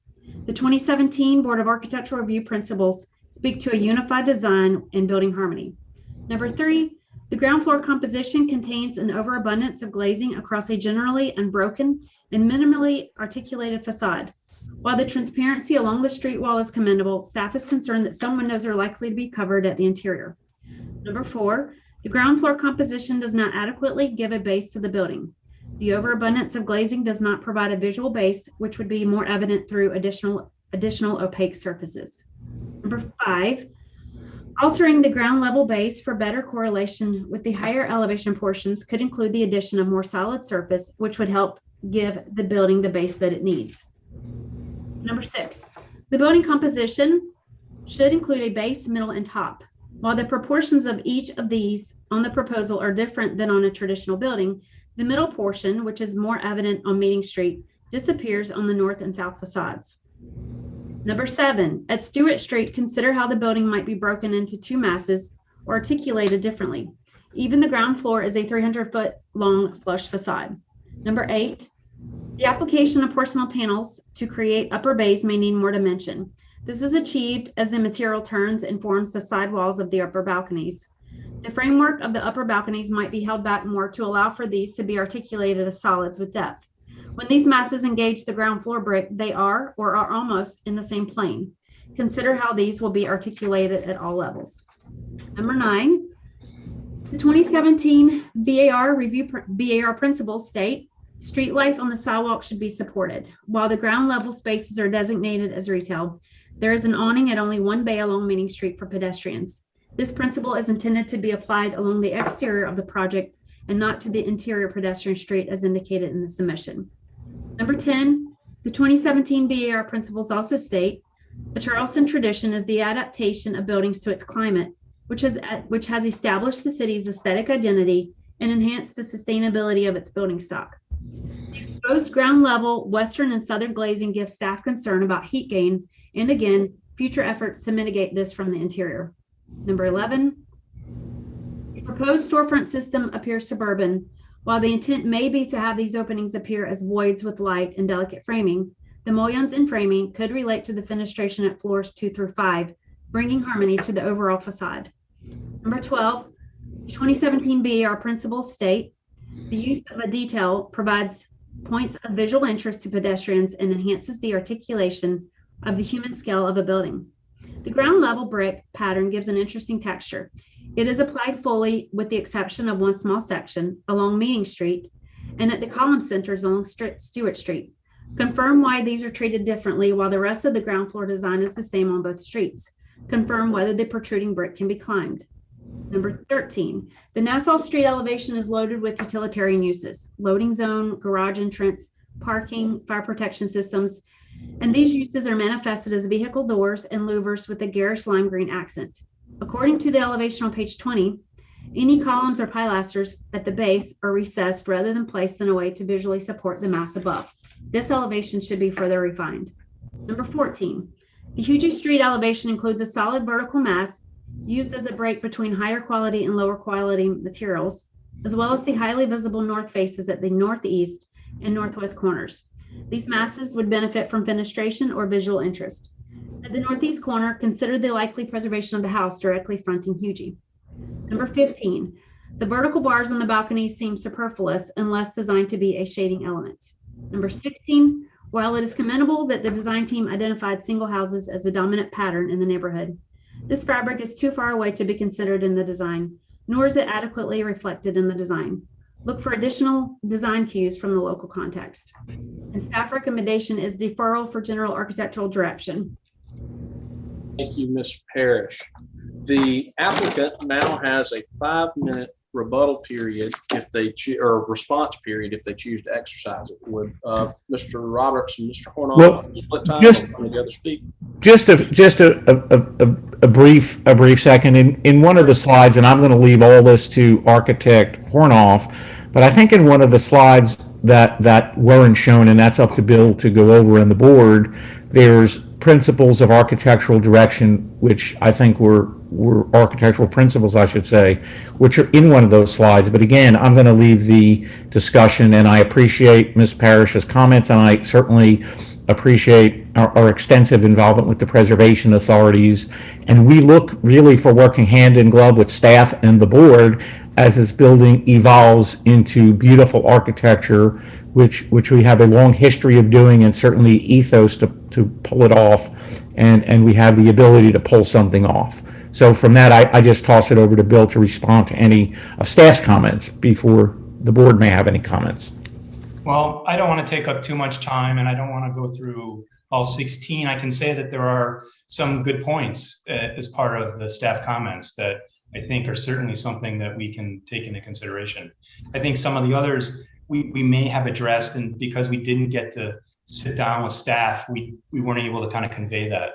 So all I would say is, we can take this into consideration and we'll work on those things. I appreciate that attitude. Let's see. We will now move to board discussion and a potential vote on this agenda item. What do my fellow board members have to say about agenda item number 6? Union Street project. I might kick this one off. Sure. Just for sport. Since I've tried to be silent this meeting, provide plenty of space for other people, which you have to understand how hard that is for me. I'll say, we have struggled with big buildings in Charleston. We just struggled with another one just a moment ago. And the big building phenomenon really doesn't have a heck of a lot to do with style. It has to do with zoning. But the way this project is presenting itself is, in my view, an adept application of the zoning ordinance. That site plan that is really just 2 residential bars, very simple, narrow to the street, the hierarchy of Meeting Street versus the adjacent street, the adjoining street, that's logical. That's any number of big buildings in Charleston that are deemed to be successful. I would say one thing that really strikes me about this proposal is that it's really daring to highlight your podium in the architectural facades. Most of the buildings we look at that are 4, 6, 8 stories, they have 2 stories of concrete and then they shift to some other means of construction above that. And usually that's concealed within the architecture. Here it's highlighted. That's one of the main reasons that people have looked at this a little askance, but actually I think that might be one of the project's great successes, because that little gap there at the 3rd story, which allows the upper floors to float, which all architects are obsessed with having their buildings float. That's not just wasted space. That's people space. There's balconies there, there's shade, there's an opportunity to activate the facades, to use architectural lingo, that could be very meaningful. I actually find that it's a meaningful architectural gesture. It adds to the function of the building in a purposeful way, and it's not just a formal contrivance, as architects are sometimes really notorious for doing. I have also looked at our board principles from 2017 vis-a-vis this project, and I find a lot to be admired about it. I know that it stretches some boundaries, but all those recommendations that were quoted in staff comments are not shalls, but shoulds or mays. And we ought to keep that in mind as a board. We have the latitude to break from those conventions if they benefit the project. And despite their references to single houses and whatnot that are in some cases several blocks away from the site, this is a fairly untraditional part of the city where you're within line of sight of the bridge. You've got a lot of much poorer our apartment complexes adjacent to this that don't have this same design energy. I have no problem at all with the architectural language of this project. I have really no problem at all with the height of it, the scale of it. The massing could be improved in a couple of key ways. One is that there seems to be a thrust towards variety, but the streets of Charleston, when they're at their best, are not really built around variety. They're built around a rhythm that repeats itself almost unrelentingly, but it's still very satisfying. row and row of single house, to use that example. Where the masses on the upper stories jog up and down, that really doesn't fit Charleston. That doesn't improve the building. Those could be eliminated easily, and probably bring a little bit more scale and order to the facades. And order is a big part of this. I think, in modern architectural practice, there's a tendency to just randomize or attempt to appear to be random. That's not what Charleston's built around. It's built around a really crisp order, and I think that this building should be considered in light of that. Like I said, I can support this project, and I'm actually glad to see somebody pushing the envelope, because I think that they're pushing it in a productive direction. And hopefully, if this project turns out well, we can point to it when other people are struggling. Well said, Mr. White. Other board member comments? Mr. Chairman? Yes, sir. Mr. Metters. I appreciate what Jay said, and what I'm going to say is my version of what Jay said. I don't know the terms and other things, but I felt him when he was talking. But this is going to sound different. I appreciate the critical study and layout that has gone into this project, which led to one of the first things that Jay talked about, the layout on the streets. And I appreciated the way you described it. You spent much of your time talking and showing us interior drawings and how the exterior moved in and out in relationship to the interior growth. And looking at the outside of the structure, it looks to me like that interior space drove the exterior, and then the exterior got balanced to create direction. I'm not saying that's what Jay said. This is where I'm going on my own. My guess is, as you said, when adjacent buildings are built, people may fully appreciate what you've done on the exterior of the building, because I'm unsure that people standing on the ground are going to be able to fully appreciate your planning and your critical thinking the way that somebody standing up in a 5-story building next door is going to look at and see it.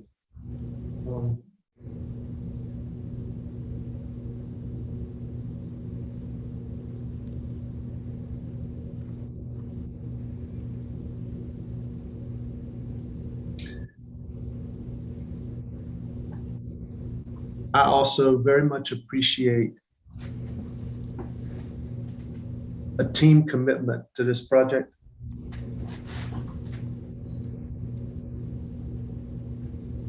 The order of the presentation, the moving in and out, I can't quite get my hands wrapped around.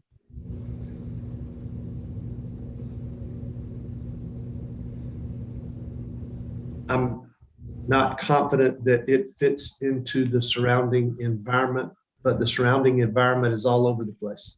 So it might be a great opportunity for that. I do support many of the staff comments, but I do also recognize that those are suggestions, as has been pointed out. And I would be in support of deferral of this project tonight. However, I do want to go on. Oh, James, you actually muted yourself for a second. Yeah, go ahead. Am I back? Okay. Yep, you are. Yes, sir. But I do want to make it clear that the momentum that you are bringing into this meeting, I hope it continues with the thoughts that are being shared with you tonight. Thank you. Thank you, Mr. Metters. I'll jump in now just because I want to follow on to some things that the city staff have said and that James and Jay have said, which is, first, I'm glad that this is an ambitious project. And as we've talked, we wrestle with big buildings. This is one of the more creative and meaningful approaches that I've seen in that regard, to not just have a big box. And Mr. Hornoff in particular, I feel like you have studied Charleston, and as a transplant here, that you have shown that you respect the city's architectural vocabulary. In that vein, and the reason that I would support a deferral, because generally I agree with the direction you're going in, I think this is a creative project. I think Mr. White hit the nail on the head when he said, although you've observed this pattern of buildings set against the street curb with a zero lot line and then buildings that are set back, which is absolutely true, there's also an order and a pattern to that. And I think that Ms. Parrish's comments in that regard from city staff on there being perhaps a more subtle order there would actually benefit your design. Otherwise, so therefore I would support a deferral to consider what Tori has raised, and without saying that you're conceding the point, you've indicated that you want to work through those issues with the city's design vocabulary. The deferral is not a criticism in my mind of your general direction. I think there are a lot of unanswered questions in my mind with this project, but to the point you were doing something creative. I'm okay with it being contemporary. You have articulated a philosophy of why this building has alternating bays in the facade. And I approve of an architect who's willing to break outside the box, propose something fresh and contemporary, something that seems to resolve an almost intractable problem we have with sites like this, and at the same time pays homage or speaks to the local vocabulary, which it appears that you are trying to adopt and perhaps just need to smooth it out a little bit. So I would say generally high marks in that regard, while we get some of the city's concerns addressed, and specifically the concerns that Mr. Metters and Mr. White had to say at the board about maybe the randomness of the facade not being quite as random as you have perceived, and maybe there being a little bit of subtle order there that you can incorporate into your design. Other board members. This is Leon Scott. I'll keep it short, but I like this project. I think it's unique, modern, it's artsy and creative. In short, I can certainly support this project going forward. So I know there's a mixed bunch here, but I really like this. I like this project, and I don't think it should be deferred. I think it's in the right location. It's sharp. It's fresh. I really like this project. And not to say, oh, not only that, but those that were involved in the transition of it seem to support it as well. So that's it for me. Thank you, Mr. Scott. Ms. Sobchak, any remarks from you? Yes, finally. So to me, this project is really refreshing. Excuse me. It's really nice to see something coming really different from what we, excuse me, I'm losing my voice. What we have been faced with previously today and previously. So, and what is interesting kind of to me, first of all, it's modern, nice materials. To me, yes, it's random, big fenestrations, balancing with the solid surfaces. But what is interesting that this is 5-story, but because what Jay said, the podium is expressed, it doesn't look that massive and tall, and also because it's broken and separated by the open space between two long residential 3-story above the podium. To me, the Meeting Street facade is most successful with expression of the podium and residential, and that medium between the podium and 2-story of residential. The Scott and Future Street facades, the podium expression and base is really long and uneventful in a way. And what is interesting that within the presentation, there was a sheet of showing single-family residences surrounding this area. And there was a notion about the relationship of the porches and entrances of those single families to the street. So I would think the rhythm of what is above the podium actually needs to be brought down to the ground and create that verticality and break that street facade break that podium and maybe maybe it should not be the same material and big windows, which is yes, it's a lot of that. And Nassau Street is too utilitarian right now, and it is a really residential and low-key residential street, so it may need to be addressed as well. But overall, I think it's really advanced design already, and seems like the applicants are willing to address all of these issues. So I actually would support the conceptual approval for it. Thank you, Ms. Sobchak. Any other board members care to be heard or care to make a motion?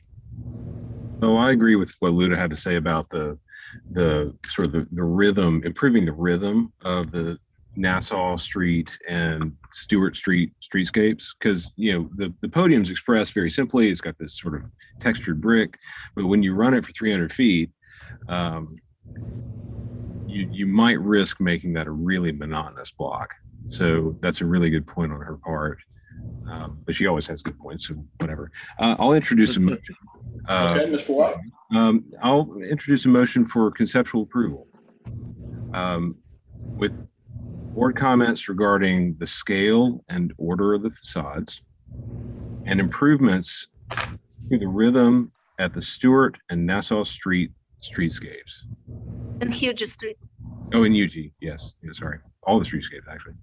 But that was the order and scale of facades. And yeah, that's correct. Scale and order of facades, improvement of the rhythm of the streetscapes.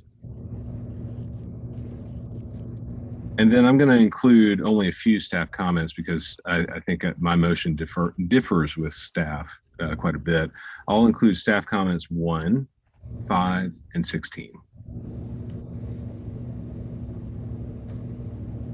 Okay, let me read that, and then I know there's a second, but just hold until I've got this. Mr. White, your motion, as I understand it, is a vote for conceptual approval of this project with particular direction to board comments regarding order and scale of facades and improvement of the rhythm of the streetscapes, and incorporating staff comments 1, 5, and 16. That's correct. I second that. The motion has been seconded by Ms. Sobchak. I will therefore proceed to call the roll. Mr. Scott, how do you vote on this motion? Yay in favor. Ms. Sobchak. Yay in favor. Mr. Metters. Yay, not in favor. Mr. White. Yay in favor. And myself, nay, not in favor, with the added qualification that it would be deferral to incorporate more of these board and staff comments. But nonetheless, the motion passes and conceptual approval for this project with Mr. White's comment on order, scale of facades, the importance of rhythm of the streetscapes, staff comments 1, 5, and 16. Thank y'all. We appreciate the board's consideration. Thank you much. All right. Thank you. Thank you. Good night. So we have 4 more options. We have 4 more agenda items, correct? You wish. Let's keep going. I already left. I am not here. Everybody have a good night. I hope everyone has a great evening. Thank you for your hard work. Thank you. Bye-bye. Good night. Bye-bye.